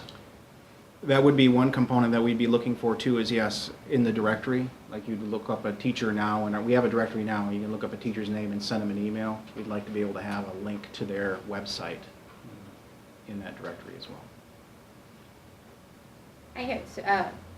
Sue and I had a meeting yesterday and talked about this, and I had just suggested possibly hitting some of the community for some of their feedback. I think Vic is a great venue. Maybe some of the parents, students, I don't know, maybe doing a focus group. We haven't talked about process yet. That's part of the report, and you know that you bring up a good point. The process is important. Stakeholder feedback is important, and so it would be very stakeholder driven. We'd use a number of focus groups to get their feedback in terms of what they would like to see and what we could accomplish, and then get their feedback on some prototypes once we've actually developed them and see what is working, what isn't. You know, try as best we can to keep everybody happy. But I'd caution too is that, you know, I know we can do better, but I don't think we can be everything to everybody. Right, So yeah. we just want to temper that optimism, is, you know, to just be cautious. And cost conscious. And cost conscious as best we can too, yes. I would estimate, we've done some preliminary work, with nothing final by any means, but I would expect this project to cost anywhere between $50,000 and $100,000 to do everything that we've talked about here.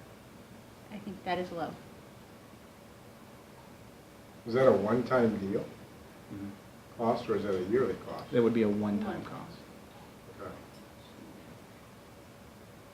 So what's your timeline? What are you thinking? We start with, first we take the objectives that we've established here with the board, bring that to seek proposals from vendors, see what the cost might be, and then start working with stakeholders over the course of the next months, 2-3 months, and develop some prototypes, and then share that back again with stakeholder focus groups, probably coming with some initial designs that may be like iterative websites that come out, maybe like the district level website coming out sometime this spring and over the summer. Oh, okay. So by the time the next school year rolls around, hopefully we'd have all the school websites complete. So Tony, one of the things you were asking for was our feedback and any questions, concerns, or other objectives, correct? Yes. Did everyone get a chance to look at those? And this is just Comfortable the with those district, objectives? this is just the district website. You're not looking at the individual schools. No, we're correct? looking This at is- everything. Oh, you are? Okay. So this would be All branding, encompassing. so this would be logos and branding identity for each school in the district. And everybody's ready to do that? They will. Well, they will be. I'm looking at everybody out there. So, okay, so it's the big, everybody. Surprise! Okay. So are there any objectives on there that, or is there anything missing from that list of objectives that you want to see? With the rebranding aspect of it, are there going to be any alterations to any type of trademark, paperwork that we have? I understand we have like the Bulldog logo trademarked. I'm not sure if the individual grade schools or middle school has trademarks on those, but There could potentially be some trait changes to the actual logo and the way it appears, yes. And that would obviously require some input from our stakeholders. When you do a new logo, you're looking for identity, and you're really looking for themes in your identity and what makes you who you are and what represents that. So at a district level, certainly, at the individual schools levels. It's really up to the school.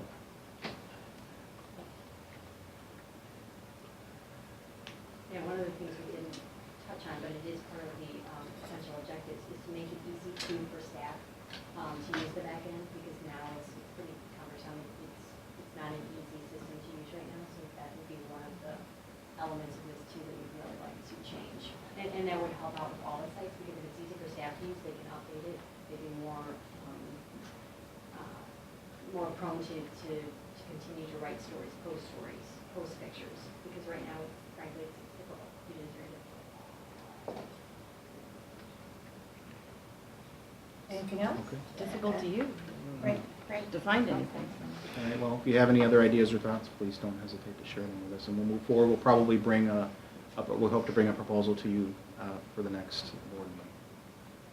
Excellent. Thank you, Tony and Sue. Next, we'll move on to a discussion about our committee meeting. Okay, this is, we don't have to spend a lot of time on it tonight, but last Tuesday, the board entered into closed session to have their self-evaluation. And one of the topics that you guys said you wanted to talk about, which is an open session topic, is the committee structure and the way that we do business. So I think, I talked earlier about the policy committee and the way that one works, where we meet the week ahead of time, and you have 2 committee reps, Sue and John, that, process your feedback, and then we bring it back here, voting on as a whole. It seemed like that committee was working, but the finance committee, you guys had some discussions about how you didn't feel comfortable, if you weren't at the finance committee meeting, being able to be as informed as you could be to make a decision during the regular meeting. No action takes place at any committee meetings, but you wanted to revisit that finance committee meeting. Like, for example, today, 4 board members were at the meeting, but I know that that you wanted to make give us direction at this meeting tonight. So we have Byron and Dave back here to present again tonight. So we just thought we'd open up that discussion. Do we still want to continue with that structure, or is there something else you would like to revisit, like getting rid of the finance committee meeting and just doing all the finance business at the regular meeting? So you guys started the discussion in your closed session, and if you had a couple minutes now where you wanted to talk about different options for finance committee. I know time was an issue. We talked about changing the time of finance. And also, just for example, they had to come today, now they have to come back tonight. So anyone who's doing a presentation, having to do it twice, because we all can't be there. And we discussed a little bit about moving the finance committee to before meetings. I know that was a discussion that we were all kind of thinking might work, because there's a lot of things happening in finance committee and all of us cannot be there. The reality is... Or a lot of discussion, not decisions, a lot of discussion. Right. And one of the things that we landed on is if we move them to before a meeting, we would discuss all of these things that we don't take action on, only then to rediscuss them during our meeting, because then we could take action on. So would it make sense to skip that intermediate step and just have all of our financial discussions during our regular meeting? We could potentially move our meetings up to starting at 6 o'clock if we're concerned about them running too long. We have that option. We would have to repost all of our meetings, but that's not an insurmountable obstacle. What's the board's feeling on, moving not only the time, because I'm not that much in favor of moving it right before a board meeting and then having presentation, discussion only to re-present and re-discuss for a shorter time frame. But what about moving it to another day in the evening to create more accessibility for not only the board but also for some of our stakeholders as well? With policy being the Tuesday before, our board meetings, if we move back our finance meeting to like a Thursday or even a Monday at 5 p.m., that might be more accessible to us as a board as well as to other stakeholders. Okay, but then I guess I'm revisiting my question. Help me to understand what, if we all want to be there, which I think is a really, I think that's been a strong opinion of our board, what value would we have out of having a second meeting rather than doing it all at our regular meeting? only because the purpose of the committees in the past has been to have those committee members do a lot of that due diligence, a lot of that weeding through, and then bringing recommendations to the full board. And the full board would rely on the expertise and knowledge of those committee members. If we all feel that there's a value in all 7 of us sitting in on those discussions, why not just make that how we run our finance meetings? That they are part of our current meetings, all 7 of us then it would just be expected that we would all be able to be there. It opens up the accessibility to the public that we were concerned about and addresses all of those questions, and then is not adding one more meeting. For the sake of having a Right. Right. I like that. I guess sometimes I like the idea that I have time to digest. Finance is like a kind of a hefty, dense topic for me. So I don't know, there's just something about the opportunity for me to digest it, and I don't know why. I mean, that just might be like a mental thing I need to overcome. I guess just the idea of like immediately like having our discussion, like today I was able to go home and like kind of digest everything we talked about and thought about before I have to like then make a decision. You know what I mean? And I think that the things that we ask you to take action on, that wouldn't change in the fact that we give you at least a month of, you know, there's rarely does Chris bring something and say, hey, I want you to vote on this tonight. It's taking place over months. When did we start talking about the budget? October of last year. October last year. When did we talk about the, what else Yeah. are we voting on? You're not going to find out something Nothing else the night. tonight. I- So I'm it would be comfortable still with that. over months that we would be discussing it. I'm not opposed to going back to having our representatives be a part of that and giving us feedback. I'm not opposed to that at all, but I think it's just there's been a lot, I think lately that we've all been feeling we needed knowledge on. That's how it got from A to Z. But I'm not opposed to going back because how will that affect our meeting? Like, how would that, affect this meeting? I mean, sometimes our finance meetings go 2 hours, so how is that going to affect, are we going to tack on 2 hours to this meeting? So I guess I don't want to extend this meeting hours longer.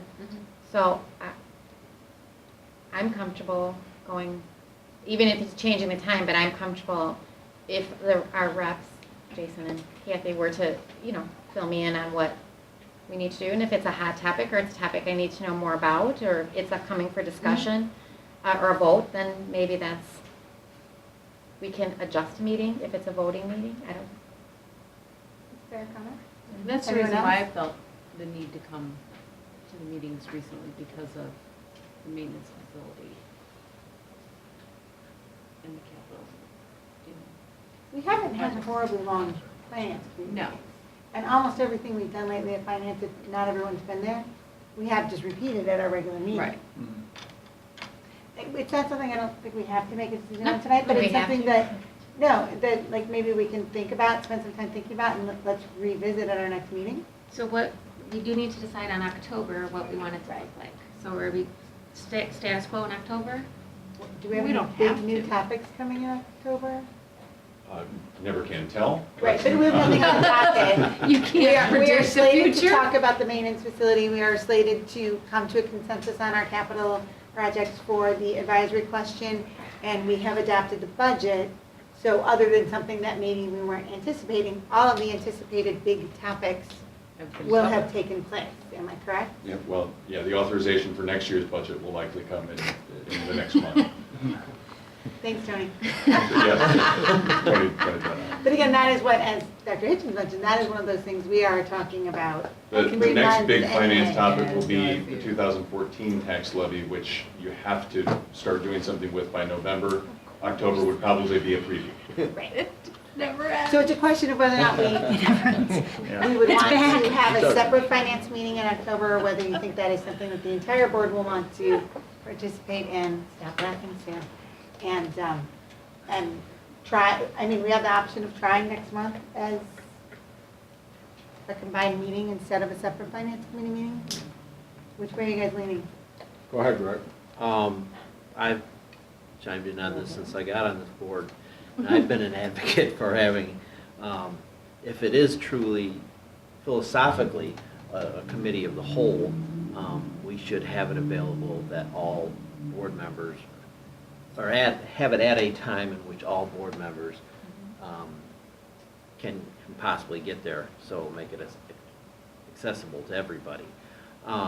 So I would advocate for a separate time to have those committee of the whole meetings. If we do want to have it just as strictly as representatives, and they kind of do a lot of the, I've always thought of committee work that is doing kind of a lot of the legwork, and then we're all doing our due diligence to understand what that is, but then bring it to board. If that's what we want our committees to be, then you know, I'm okay with having them at a different time. But one thing about, I asked in our evaluation meeting we had with the people from Illinois Association of School Boards, I asked them what a lot of the other districts do, and I think the response was some of them do have them before a meeting, and well, that at least limits the time frame. If you know you got to start a public meeting by 7 o'clock and you start the other meeting by 6, you're gonna get it done in an hour, or you're gonna have to table it and pass it on. So you may not be able to even take any action at your board meeting. So So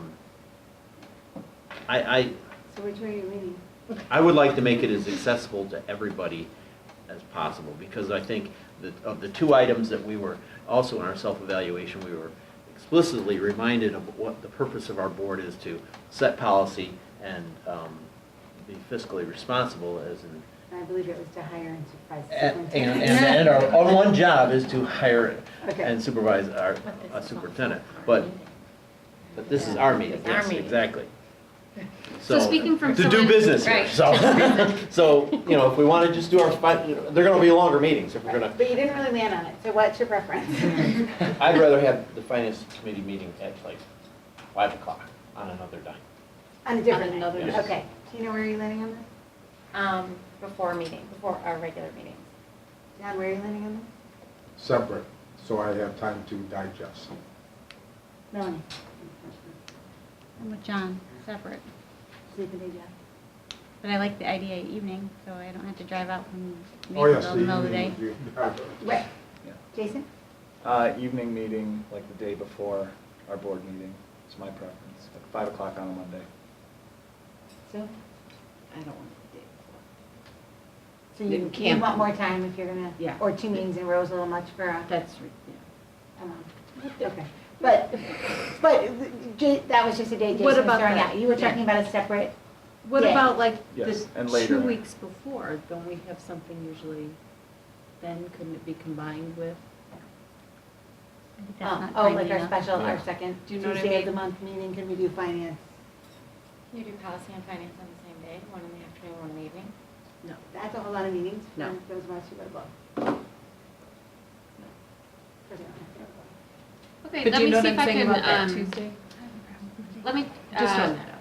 work with, Digest that. let me digest that, because, speaking from someone who has tried to, coordinate all of your schedules to plan meetings that night, I would say it took us, probably 4 months to get a date on the calendar for self-evaluation, so I'm worried that putting another night on the calendar and then having some people have conflicts will bring us back to the problem that caused you Not to talk everyone about can come. this. Right. So I know you all have, the Tuesday board meeting is booked that night, so that would be what I'd be leaning towards, but this is your committee meeting. So let me look at the calendar. Like in October, we have an information night. It's not a board meeting, it's an information night about the alternate revenue bond. So I know you have something scheduled on your calendar to sit in on that meeting, so that's a night that I know you're all available. That's why I thought that would be. So that might be a good one. So maybe we start there in October and look out to future. Chris is giving me a dirty look. That's not what I was committed to. For that reason. What did you just commit me to? No, I was talking with Mr. Iglesias that it's almost going back to when the board first took a committee of the whole approach. There was one night a month that was just committee work. There was supposed to be no action taken. Eventually, it just worked that there was enough business to be done that action made its way into those meetings. But it sounds like we may be moving back towards such a structure. Okay. All right. And maybe that is the question we need to ask, is everybody willing and able to go back to committing to essentially every other Tuesday of the month, having a meeting. And then that might solve that. And I think if you put it out there ahead of time and you put your schedule out, then you know what you're gonna do. Isn't that what we've been We doing? kind of do it, We do it anyway. It's- That's what we it's- have it now. It's so. that, it's penciled in, we may not always Yeah. do it, but we Right. always know that we have to be available the 2 Tuesdays, no matter, just pencil in, Yeah, so now put it in ink, right? I guess. Right. Well, So, and if it's a committee. you're gonna follow up and organize. Right, and then it get might back be a to little us. rocky over the next couple months since our calendars as administrators are, might be You a have little. other stuff to say We first? do, we do. Really? But I know that October night that we're all going to be here, that might be a good one to try a finance meeting at night, on a night other than a board meeting. So I will get back to you on that. So. Stay tuned. Yeah, stay tuned. All right. Then, are you guys ready, okay, to move One on? direction. To talk about the TIF number 3 extension? Sure. Yeah, we brought this up last month, and we have it here as a discussion information item because when I clarified with the city, Chris and Jason and I met with some representatives from the city. That they're looking for a letter of support that could come from the superintendent. So I would be the one charged with writing that letter of support. I do have a few follow-up questions for the city, even after we met with them. I have a couple things that I'd like to clarify before we would write that letter of support, but if they were able to answer my questions to my satisfaction, would you guys give me the permission to write a letter of support? So that's the basis of this discussion right now. And this is just your Is this a vote? consensus? Do we have to vote on this? No, I'm looking for you to discuss it and tell me what your thoughts are, but we don't have to take a vote on it. Because the letter's coming from me. I'm okay with that. But you prefer not to write a letter that we're all against. That's correct. Okay. Yeah, I'm comfortable with that. I think you guys have sat down and had a lengthy discussion. Jason, you were very comfortable. You and I had a conversation after that, and you up-to-dated me. Yes. I liked very much what you said about the fact that we are a community and that that we are not separate from the city necessarily, that we are all connected, and that by supporting that, you felt like that was supporting our community and that is then internally good for our school district. Am I Yes. synopsizing you Yes, accurately? good synopsis. All right, so I was very comfortable with you moving forward. Anyone have any concerns? It's Other a than beautiful one- sentiment. I do I not like think Melanie's a cynic. I do not like TIF districts. I think they're abused in the state of Illinois. But that said, I don't think that the area that they're talking about, it's already a TIF district. I don't think that the area would grow much anyway. So I don't think that there's a lot to be lost there to begin with. So I don't think that I think it's a huge risk. So, although I would like to go on the record to say, I thought they were quite vague, and I don't think they gave us much information, and I preferred that they had come to us and given us more details about it. I will stand with the board. I would like to see the letter before it goes, though. Okay. Anyone else have any concerns? I just want to thank Jason for giving me more details after his conversations also. So I appreciate it. It helped me out a little bit too. All right, and we're moving forward with that. Moving on to the capital projects list. With us tonight, we've got Mr. Pat Brown and Mr. Byron Wins from White and Company. And you might as well, head up to the table because I have no doubt some questions will come. For many months now, we've been talking about the athletic facilities plan. And in August, the board voted to place an advisory question on the ballot in November on the possibility of issuing $15 million in alternate revenue bonds to fund both a portion of these athletic facilities at Batavia High School, as well as hit some of the other projects on the capital improvement plan that you receive an update on every year.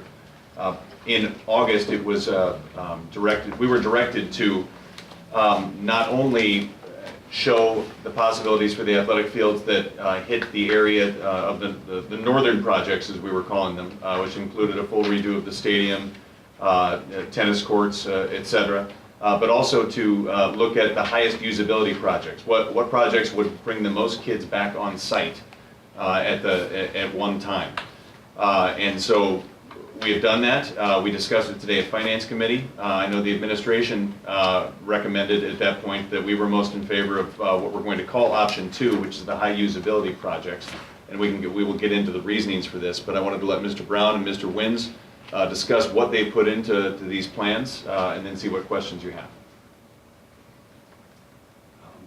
At this moment, actually, what I will do is turn it over to Byron to just give a brief overview. One of the things to point out here is that the plan that is before you in the report is somewhat modified from the original plan that was adopted by the board originally a couple of years ago. We did this in order to facilitate a couple of needs, one of which is to not have any impact on the Arboretum through some feedback that we have heard.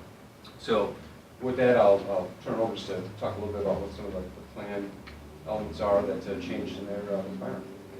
And looking at option 1, where we're looking at the northern portion of your athletic facilities, Bulldog Stadium, basically we're redoing the whole stadium with synthetic turf.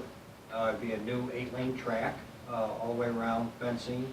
It'd be new grandstands, press box, redoing the plaza area outside of around the bleachers.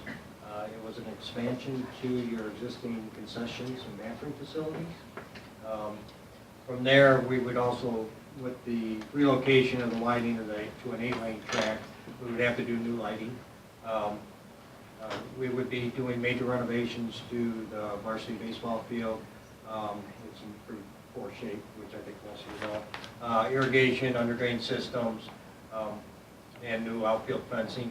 We would take the northernmost softball field and turn that into the varsity field and kind of do a swap.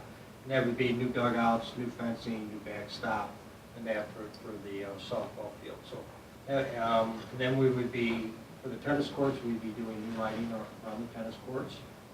For the northwest parking area, we'd be demoing the existing maintenance facility, building a new parking lot, LED lighting, and building a small, what I'm going to say, maintenance and storage facility to take care of just the needs for the high school right there. So that would be option 1, the main topics. Now, option 2, we took a look at what could bring back, what I'm going to say, all the programming that they would like to have on campus. So what we're doing there is strictly doing the synthetic turf field for the Bulldog Stadium, keeping a 7-lane track, but rebuilding it, and new perimeter fencing, and some of the track elements we would be redoing because they'd have to be relocated as part of those improvements. We wouldn't be doing any bleachers, anything like that in this option. We would be doing a new multi-use synthetic turf field. We would be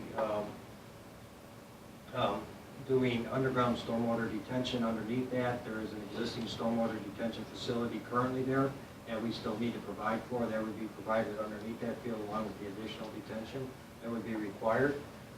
We'd be taking some of the spoils from Bulldog Stadium when we do the renovation there and doing renovations to the freshman baseball field, which now is kind of getting beat up in practice.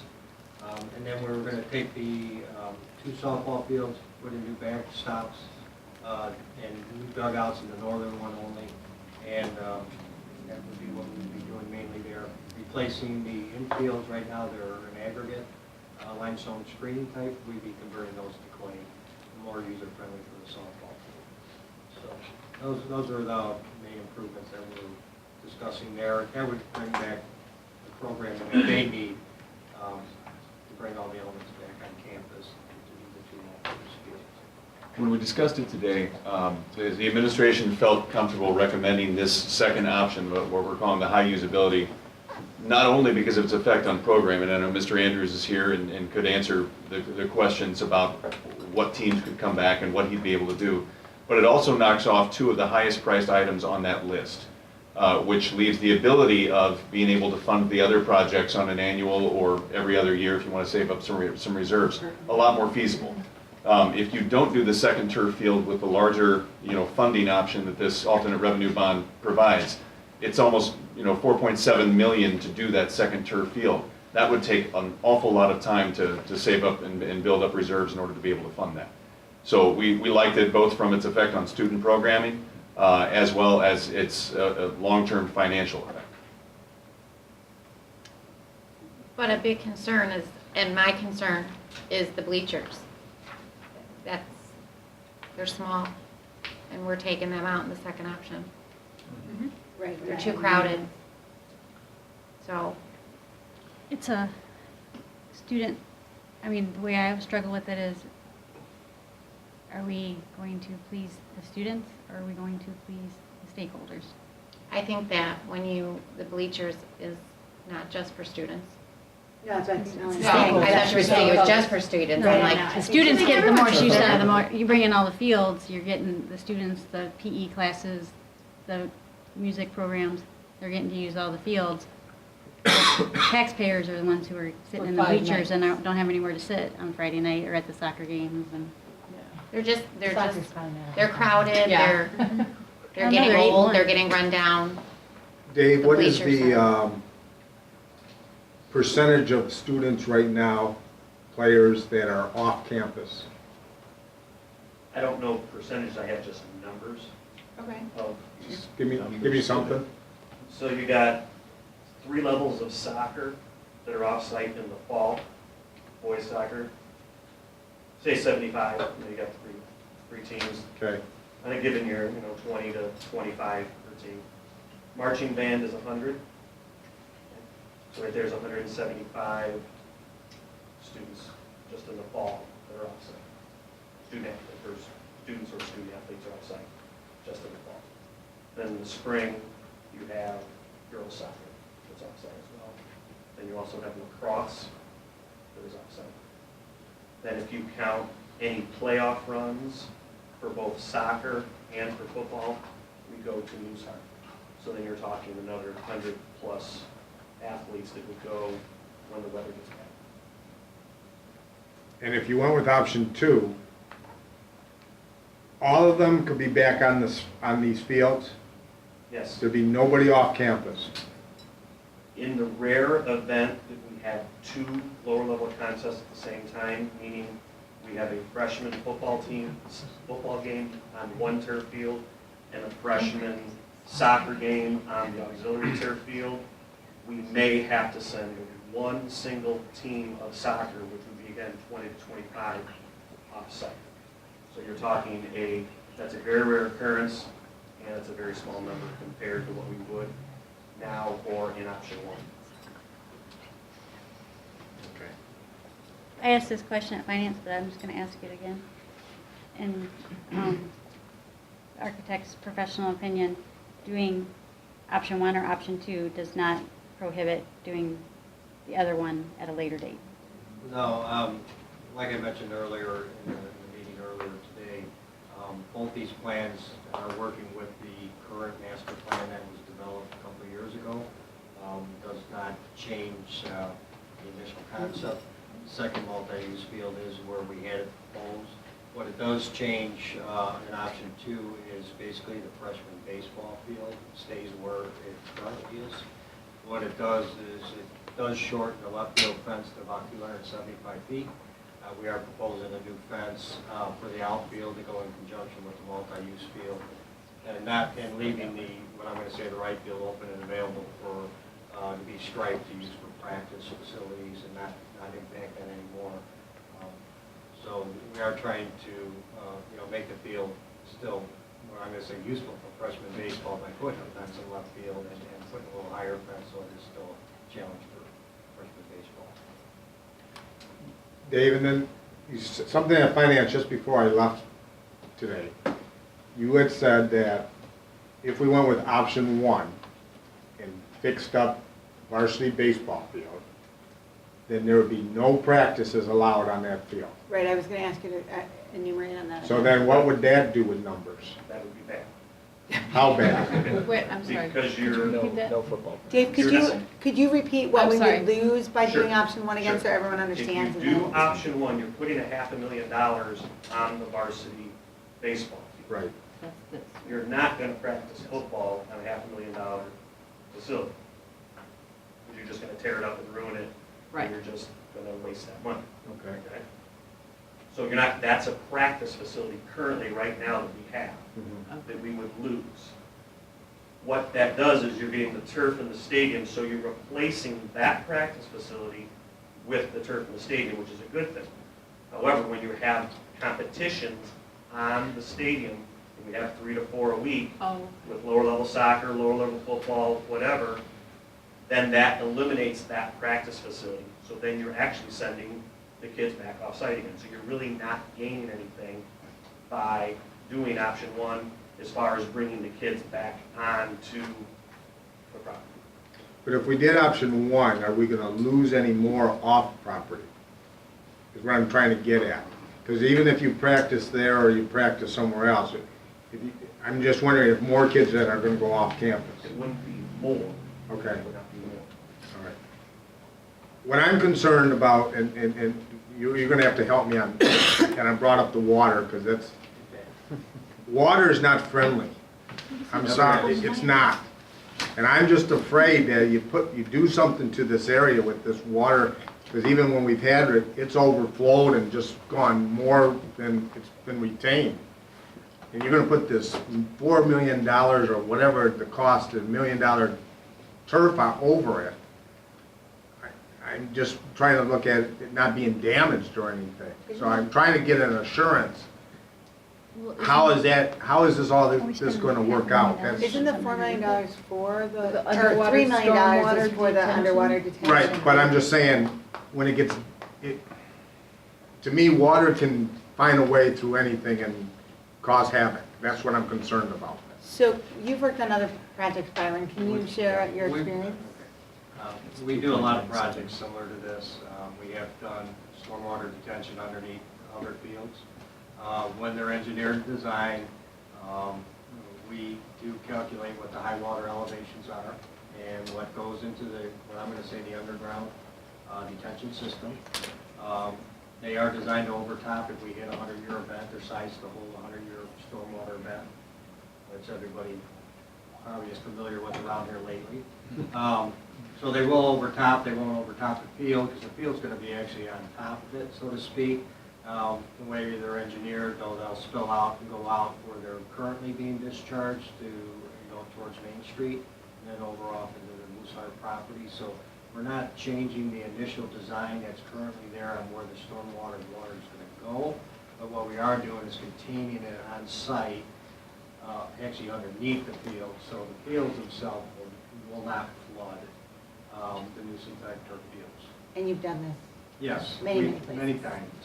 I believe, and part of why I asked you that is I remember this very discussion. I sat on the group that talked to the architects, and we talked extensively about this, and you talked a great deal about your experience with this particular aspect of the Because plan. Bulldog Stadium, the detention that's going to be required for that will actually be under Bulldog Stadium. What we're doing under the multi-use field is providing the detention that's currently out there, plus we will have some additional just before the field itself, and that will all be contained there. Dave, does option 2 allow for any potential expansion of sports, whether it's like female lacrosse or rugby becoming more of a bigger thing nowadays, or any other future field type sports? I mean, yeah, the turf potential is, obviously great, but the turf and the usability. I think probably what we haven't put a lot of thought into prioritization, but I think bringing marching band back on, because they're all over the place right now, going to multiple different places. They don't know where they're going these days. So I think solidifying what we currently have, getting them standard times. We do have club lacrosse, so they would be the next ones that we would bring back on, that we have a consistent practice time for them, or at least put them in the rotation of practice, schedules. And so, yeah, I mean, that would be the first thing that we would do. And yeah, obviously, girls lacrosse logically would be the next thing to come on board. And I know there is more girls in Batavia playing lacrosse at the local clubs, even though we haven't had any requests. It's coming. In the building yet, but I think we need to get our boys up and running and going, and then it's very easy to feed off of that. So did you send the marching band across the street when I was trying to go down Main Street today, just specifically so I would see exactly what you're talking about? Everything we do is strategic. Yes, along the trees. We make it rain, make the things all slippery, it's great.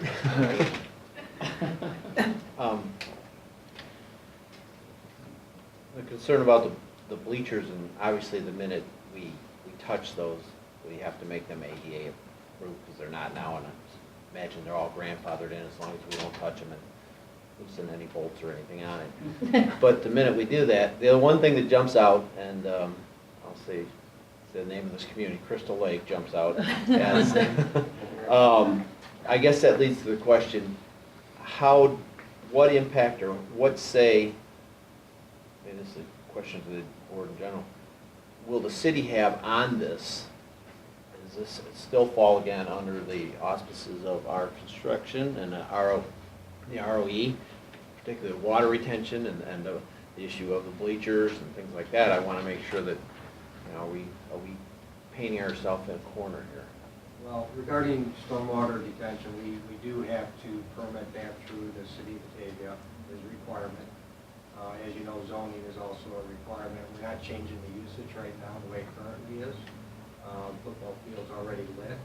The second multi-use field to be lit would be the only zoning issue that we probably have to address with them. One of the reasons why I wound up where it was at is because it's a long distance away from any residential property, that type of stuff. So, yes, there are permit things that we do have to meet if there's new water connections or sanitary connections, then it's a city. But I mean, ultimately, you do get a permit still through the ROE. That hasn't changed, but we do need to coordinate with the city of Batavia as we move forward with the design. And with the new high-efficiency lighting as it's changed, Oh, yes. you'll be able to zero in on that field, and it won't have all this white light that will go into You'll the have a lot. neighborhoods. So therefore, you could actually practice at night and bring even more teams back onto these facilities, because You still have ambient lighting. I mean, you still see it, but you don't have a spillover on other properties. That is an issue that has come up with other schools. I notice when you do have a synthetic turf field, that does get used a little more. But it's usually something that you work out the schedule and when it's going to be used. So. Why do we have long jump outside of the stadium? The reason why we moved it outside the stadium, there really isn't room interior. We are turfing it from edge of track to edge of track. Right now, long jump and triple jump is on the inside of your track facility. What that does is it restricts the width of your soccer field. When it comes to soccer, it's all about the width, not so much about the length. So we always move it outside of the track area. It's pretty common practice for us to do that if it is located internally. And it's mainly to maximize, to be honest with you, the soccer field. So that's why we're moving it out. And Jason, we have been questioned by IHSA football officials for those locations as well. It's For really not safety that factors. safe to have it right on the sidelines. Oh, where they are now, you mean? Yeah. We've been Where they questioned? currently are is not yet. Gotcha. Mm-hmm. Good to know. So really, kind of where we're at is we have a recommendation from administration, and we're not voting on anything, but I think we need to come to a consensus as a board as to what we are going to land on, so that when we have our community forum on the 15th, that we have a concise plan and a single direction. So when we have the community forum, are we presenting both plans for discussion or just one No, because I think recommendation? we need to have One a, voice. yeah, we need to have, and that's the difficulty of this project is, and we talked about it briefly at finance, is we are trying to present a vision of what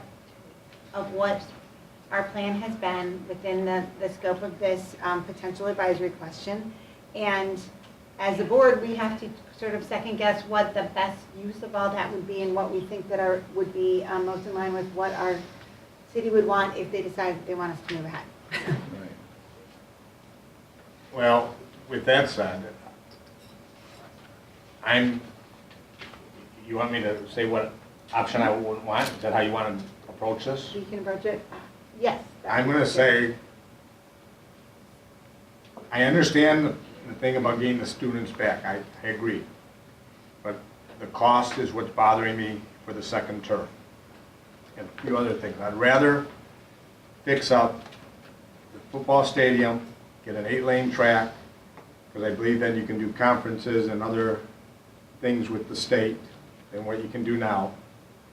do the football field, the softball field, I guess the lighting and so on, I think that would be, to me, I think it will be I'm trying to use the words right here. I know, because this is going to get into the paper and I'm going to be in trouble. I don't want to say sell. I don't want to say, I just think with the capital improvements and partial of the athletic field, I think you have a better chance of the support from taxpayers on option 1 than you do on option 2. Do you think it's more of a complete vision that people understand? I do, and I am leaning to option 1, and I'm going to stop right there. Okay. Do we just want to go down the line and share our thoughts? Greg? You got enough, you're not ready yet. Greg, you want to share what you're thinking? Because we all love to fumble around with this in public, don't we? I know. It's very comfortable. Yeah, it's really cool. Well, I mean, my thoughts are, I understand option 2 because for the simple reason that we want the students back on site. I mean, that's a huge thing. But I also, I have a problem not doing the bleachers. I think that's a big part of the stadium. So I don't have a vote either way. I really don't. I'm sorry. I'll leave it up to the 6 of you. That would be 5 of us. 5. Well, I guess John did. No, have a comment. John. Go ahead. I don't. Does anyone else? Unless want there's a jump way in to with do their the thoughts? bleachers in option 2, I don't know. I mean, I agree. It's almost like I wish it was more like an a la carte type thing. I think one of the things that I'm I struggling mean, it's like, Go ahead, Greg, Jason, I'm sorry. I mean, you know, I've brought up my concerns about the bleachers as well, and expanding those bleachers, you know, is a vision for us, especially with capacity. I also can value the consideration of bringing our students back on campus, and I'm struggling with which I value more. And initially when I read through this, I was leaning towards option 1. For the same reason John said. Yeah, and now I'm more considering option 2, because I just see the overall value to our students versus one minor additional value of, you know, additional seating and bleachers for our stakeholders for however many home games we have for a football game, which fills us to capacity. So, yeah, it's just kind of where I'm sitting. And one of the things, before we continue moving down, one of the things that I do want to remind us is that we do have a very specific recommendation from administration with some very thought out plans.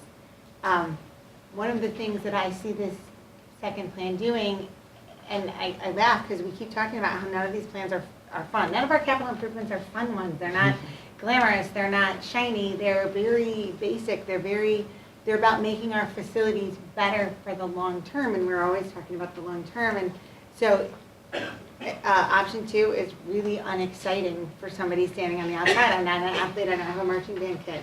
But when I look at the long-term infrastructure changes and the long-term infrastructure improvements, I think that's where, you know, I walked in, same thing. I thought option 1, because it's complete, I can vision it, I understand what it looks like.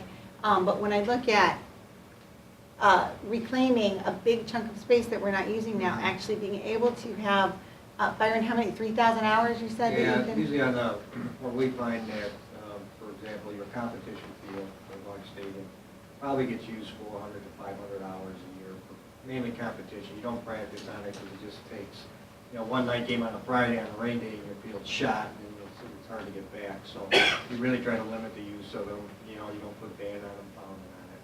So you're looking at usually 400 to 500 hours. Now, when you put a synthetic turf field down, that jumps to 3,000 hours a year. You know, so we're talking about its use first thing in the morning all the way through to practice. You know, it's not just about athletes, it's about your PE classes. Right, the it's curricular about aspect the was yeah. big. Curriculum that gets used all during the day that you're not using it now. You don't want to put them out there to do that. So it isn't just about sports, you know. It is about, you know, every student that's going to school at Batavia being able to use these facilities. Doc?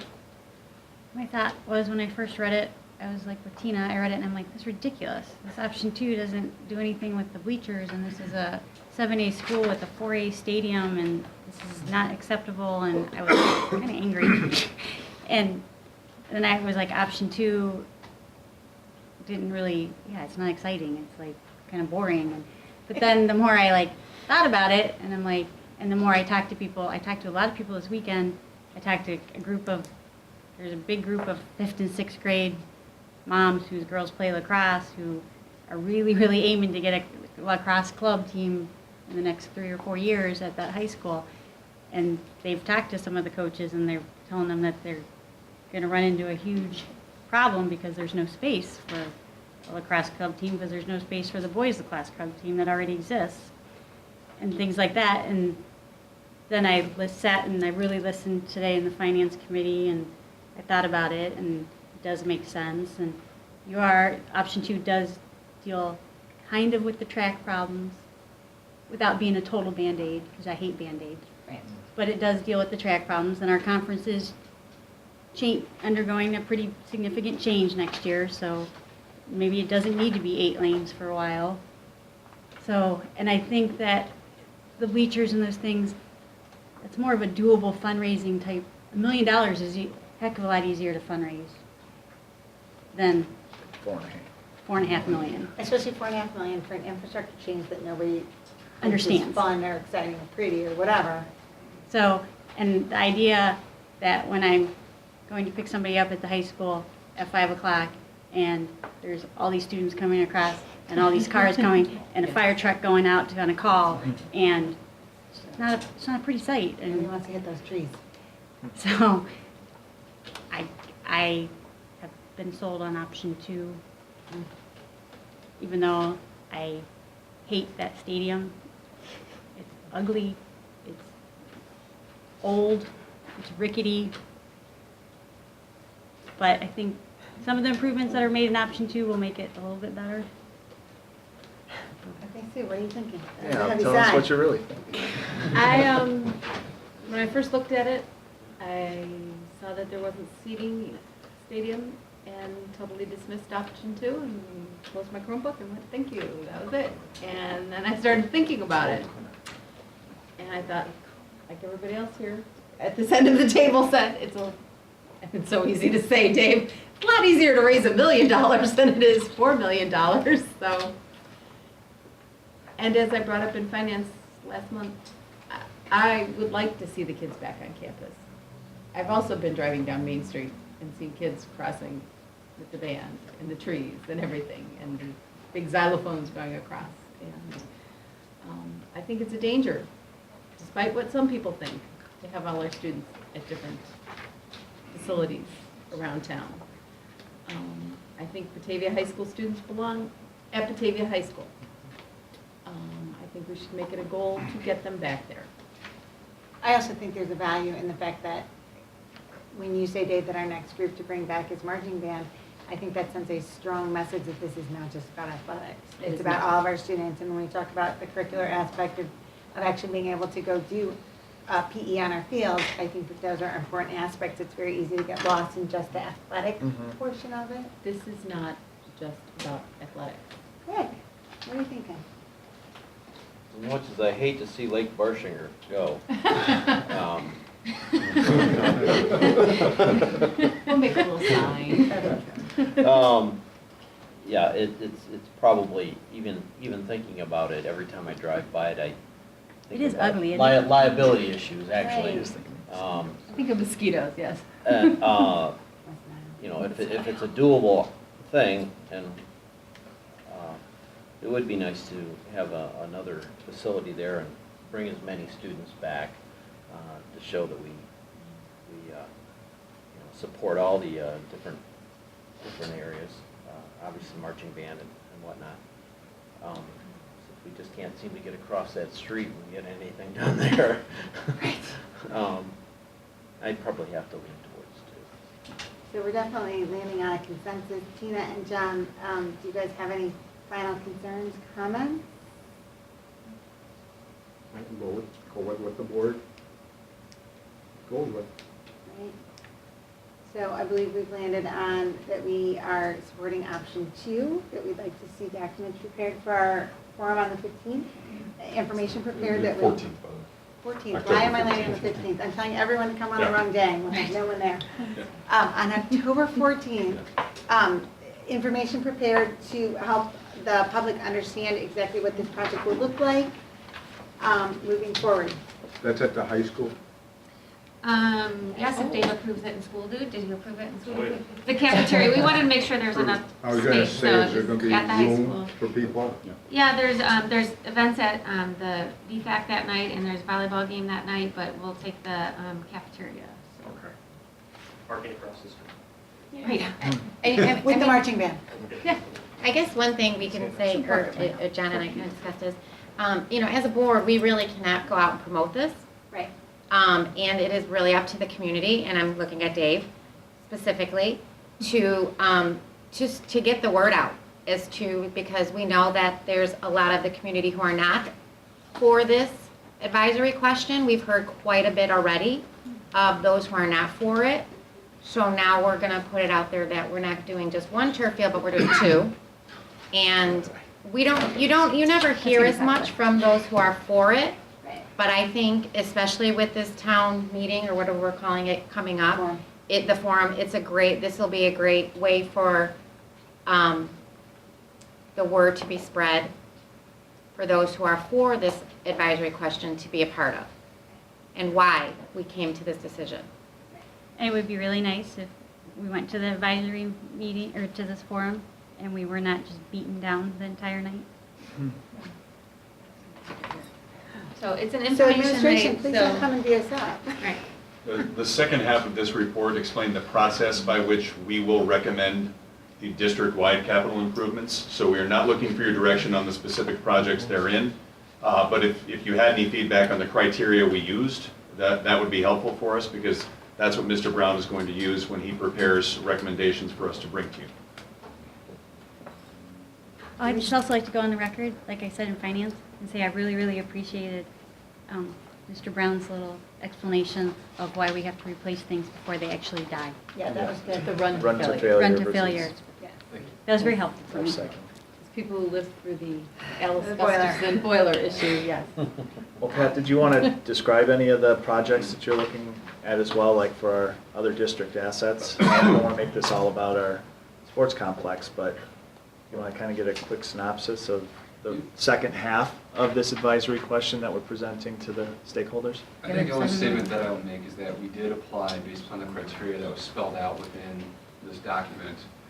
We applied that criteria to coming up with this list. So, I think it's data-driven information from looking at things like when things were placed into circulation, what their expected life expectancy is, looking at work order data to determine what is causing issues. Is it truly presenting us a number of issues? So really just to steer back more towards looking at the process that derived this list, and to say that by the time we actually get to this list, it may change. These are just based upon knowns now. Things continue to operate and wear, and that can drastically change what our needs are at that point in time. We may have something more expensive that will remove a number of items off this list because it unexpectedly caused an issue for us. So again, it'll be about the process that we have and the criteria that we have for determining what projects that we determine need to be completed with the funds that are made available with this. So. I know it's not added on here from the previous list that we've had. There was a lot more. And on the life safety one, you explained it at finance today, that it was already going to be in progress for this year or so on. So that was good. I was just wondering, could we get the rest of it in kind of an order? To see Just the what- whole entire The whole list? entire list. What is scheduled, when, and so on, so we can at least, I think that's kind of what we asked the last time too, from a high to a And low. maybe not necessarily specifically related to this project, but just in general. Right. That Just in goes to general. What I might redirect a little bit towards is that this list is based upon the capital improvement plan that was presented in January. Isn't that- And that would be represented again in another year, in a few months. So another report like this? So exactly, It's an essentially annual that report is that the we annual update. report So that's that we where- list Okay. all those projects that we know of at the And time. that's where this came from. That's correct. And then you would have a complete list like this then, when you do it? Instead of just this, but I mean, yeah, okay, I got it, Okay. I'm fine. So you're hoping for I'm like fine. the rolling I'm good. list Yeah, next year? I'm good. I did have one question for clarity on the RJAC building system, the HVAC furnace replacement. 8,000? Is that what the number is, or is, that maybe a typo in my? No, it's not. Actually, that is correct. So it's broken into a couple of different components. There are rooftop units, and then there are furnaces within the building. So depending on what you're looking at, there's I think a $100,000 line item to replace the rooftop Roof. units. Yeah. There's condensers that are associated with that have a value of, I think, about $40,000. So there's various individual components, and it really should be packaged as one deal. But we looked at it as individual pieces of equipment if we were only able to address one piece of equipment at each time. I just, I see all these other, 5 and 6 figure numbers, and I'm like, okay, $8,000 for one piece here. I didn't know if it was a typo or not, so I just wanted clarity on that. So, thank you. So Pat, just to ask again, the list that you gave us originally that listed everything from high, low, medium, the stuff that's listed as scheduled, that is scheduled to be done currently? What does that mean? The items that are listed as scheduled? Are you looking at an old list there? So at one point in time, we did have Yeah.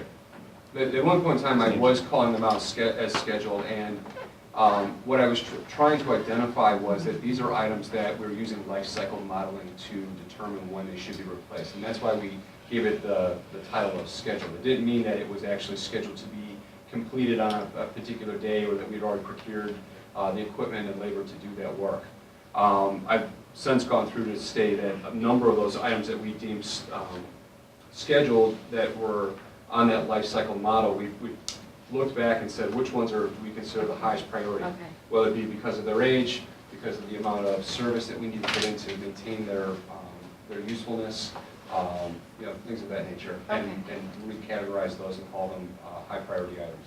The term schedule came up in August as being slightly confusing. So we actually just went in and recategorized them, when their life cycle is up. Are they high, medium, or low? And so that's what you have now.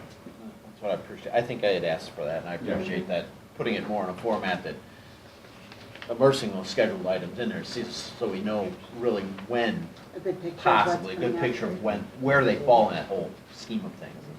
No, this is a great list. Works out really well. Anything else on this topic? Then I would like to move on to administration comments. I would just like to thank the 6 people that came out to speak during public comment at the beginning of the meeting, but I would also like to thank all the administrators that are here 2.5 hours later, and I would like to thank you for the problem solving that you guys engage in every day, trying to make this a great place for students, and like one of our speakers said, you don't wake up in the morning, you wake up in the morning and you figure out how to make this a better place for students, and I appreciate that, and I know that there is problem solving that's going on right now that people need to know is happening. And so thank you to everyone in this room that's making that happen. Thank you, Dr. Nichols. All right, we're going to start comments with Tina tonight. I just wanted to talk to, I was going to just tell my board members, I went to AGS and everyone, PTO meeting last night, and it was really a great opportunity to meet some community members, and they asked a lot of great questions, and I just wanted to tell all of you that this might be a great time to visit some of the PTOs, and I know Melanie's going, but to talk with them, they had really great questions, and I think it was really nice for them to hear from one of us. And on the topic of our advisory question, there was several questions and concerns about it because there's a lot of miscommunication out there. And so I just think this is a really great time for us, if we can get to PTO meetings and talk to them, that would be great. Even just clearing up false information. Referendum. Right. And, I Different shared this factual with questions. Dr. Hitchens earlier. one of the things that really kind of hit home was there was a parent there, and she was in early childhood.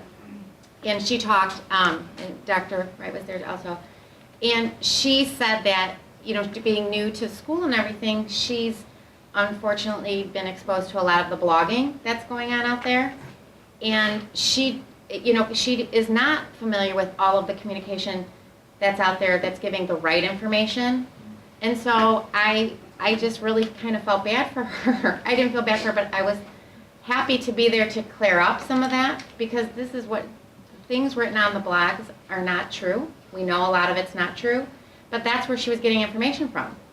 So it was nice to be able to talk to, even if it was just one parent, because she's going to go talk to some other parents. And so I just maybe give us a little something else to do on top of everything else, you know? Just try to hit and talk to our PTO members. That was all I wanted to share.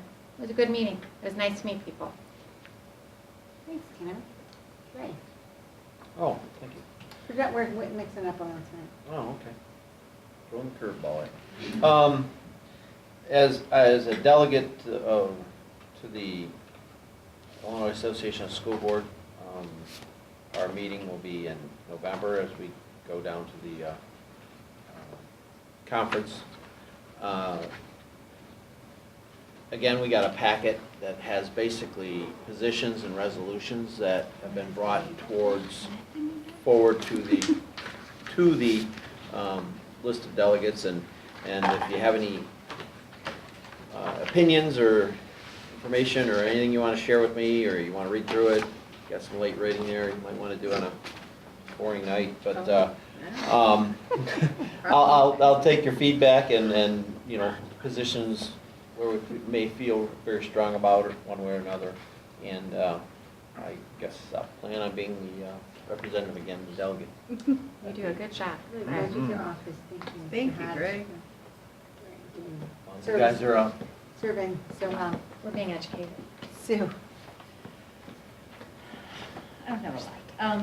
I just wanted to thank senior management and administration for all their hard work, especially Chris for the work he did on the budget. I say this time and time again that it's way beyond my comprehension most of the time, but I do my due diligence and go over it as best I can and spend hours. Yes, I do. And Chris answers all my questions, and I appreciate all the work that you put into it. So thank you. I want to also thank all my other board members for all their work that they do. And, it was nice to have Joanne here to kind of give us a little boost that we need once in a while. It's nice to hear that. Especially from someone who does as much as Joanne does. Yeah, really. Sometimes I feel like a slacker when I see her, you know. And I also, it was so nice to see those kids from Storm here. That is such a cool thing they're doing. They came up with an idea, they went to their principal, they got funding, they're really coming up with an idea and really well thought out, and congrats to them. So that's great. Neat to see some kids with some cool ideas, so that's about it. Thanks, Sue. Jason. I'll just be short and brief here. You are not short, but you can be brief. Yes, Yeah, no. you can be brief. Yes. I was glad to hear about the BEA's collaboration with the joint appraisal process and training. I think that's a great thing to see, and shows how much effort and work we go in and trying to reach across the table sometimes, and how we care about our district employees as much as, you know, we care about our students as well. I wanted to congratulate the 3 students for the National Merit Scholarship finalists as well. That's an awesome accomplishment. And wanted to thank Joanne for the Bikes for Batavia program. I think that's an awesome thing as well. I probably have a couple bikes I'll be bringing in shortly. And then, you know, last thing is the HC Storm kids also. It's kind of cool to see our students taking pride and ownership in our district facilities as well. So, you know, they're trying to create something that'll be generational, and it's really enlightening to see something like that. They're not just thinking about themselves, but they're thinking about future kids that go through that school as well. So, go Bulldogs. Thanks, Jason. Melanie. I'd just like to thank the 2 counseling departments for coming and giving such an informative presentation. I thought that was very useful, and I think both of those departments have made a lot of strides in the years that I've been in this district, and that is a good thing. So I think that's, they're very integral departments to any school district, and it's nice to see how cutting edge they appear to be. So sometimes I think in all of our mandates from the state and all the testing and everything, sometimes that area is one that gets overlooked. So it was nice to see how on top of it they appear to be. So that was a very informative presentation, and I appreciated it. I also like to thank the HC Storm kids. That was enlightening and very exciting, and I hope I can, as their liaison, if there's anything I can do to help them with their fundraising, let me know. And then what was the other thing? Oh, I also just wanted to say it was really exciting as my first year at the high school parent to see all the school spirit that goes on at that high school, especially during homecoming week, to see all those kids in their different class colors and dressing up as superheroes. I had, my best friend is from Canelan. She has a daughter at Canelan, and her daughter was like, that will never happen in our homecoming week. Would people look like that at school? Because she was on social media looking at Sammy's pictures. So I thought that was, I think it's really great, the school spirit that that school has, and I think that it must be reflected on the staff and the administration over there. So congratulations. John.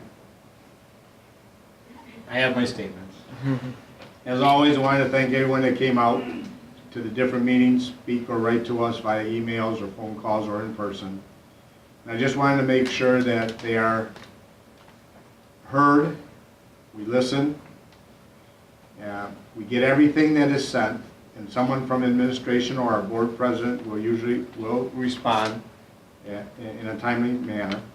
We might not always agree on the outcome, but it is something that makes me think of different opinions. I really want to thank everyone here at RJAC for getting all the information to us in a timely fashion and answering all of our concerns and questions. Thanks for all the hard work you guys do for us. I wanted to mention that we visited the schools earlier this month, and I wanted to thank all the principals for giving us a snapshot of what has happened and what will be in place for this year. I have always believed that board members and administrators need to visit the schools to see what is going on and what votes we might take might help affect those outcomes. I also just want to give a special thanks to Tim, Kevin, and Joanne, because I was unfortunate to be there during the regular tour, and you guys gave me, within the last couple of days, a little time of your own so I could hear and see myself, and I appreciated that from you guys. I wanted to thank my fellow board members and Dr. Hitchens for a good workshop last Tuesday with Barb from the ISAB. We thought we had some good dialogue, and some issues will be harder to do than others, but I will try. I tried on this, and it was very hard. It really was. Homecoming parade was short and sweet, and a great win for the Bulldogs. I should have said this when the HC Storm was here, but it takes a lot of guts for the youngsters to come up and present to us. I don't care what level. That's why I type this, because I have a hard time just saying it sometimes. It doesn't come out right. So I hope they have a great success in their fundraising so that it gets done, because it looks like a great project. I wanted to thank the counselors for all the hard work they do. Sometimes they get unnoticed. Again, with Joanne and Sarah from the apartments for the work they did, and the summer reading camp from the Hooverwood School kindergarten teachers. Just keep it going. So thank you for listening to me. Thanks, Sam. I could not surpass or exceed your passion and enthusiasm, so I'm going to echo all of my fellow board members' comments, and then I'm going to entertain a motion to enter into closed session to discuss two different options. One is to discuss the purchase or lease of real property for the use of the public body, including meetings held for the purpose of discussing whether a particular parcel should be acquired, and also the appointment, employment, compensation, discipline, performance, or dismissal of specific employees of the public body or legal counsel for the public body, including hearing testimony on a complaint lodged against an employee of the public body or against legal counsel for the public body to determine its validity. After returning from closed session, there is an action item left on the agenda that we will be taking action on. So I would entertain a motion to enter into closed session. So moved. Moved by Locke, second by Gaspar. Kiki, would you call the roll, please? Blake. Yes. Gaspar. Yes. Todd. Yes. Sato. Yes. Locke. Yes. Yes. Semmel. Yes. We are adjourned to close.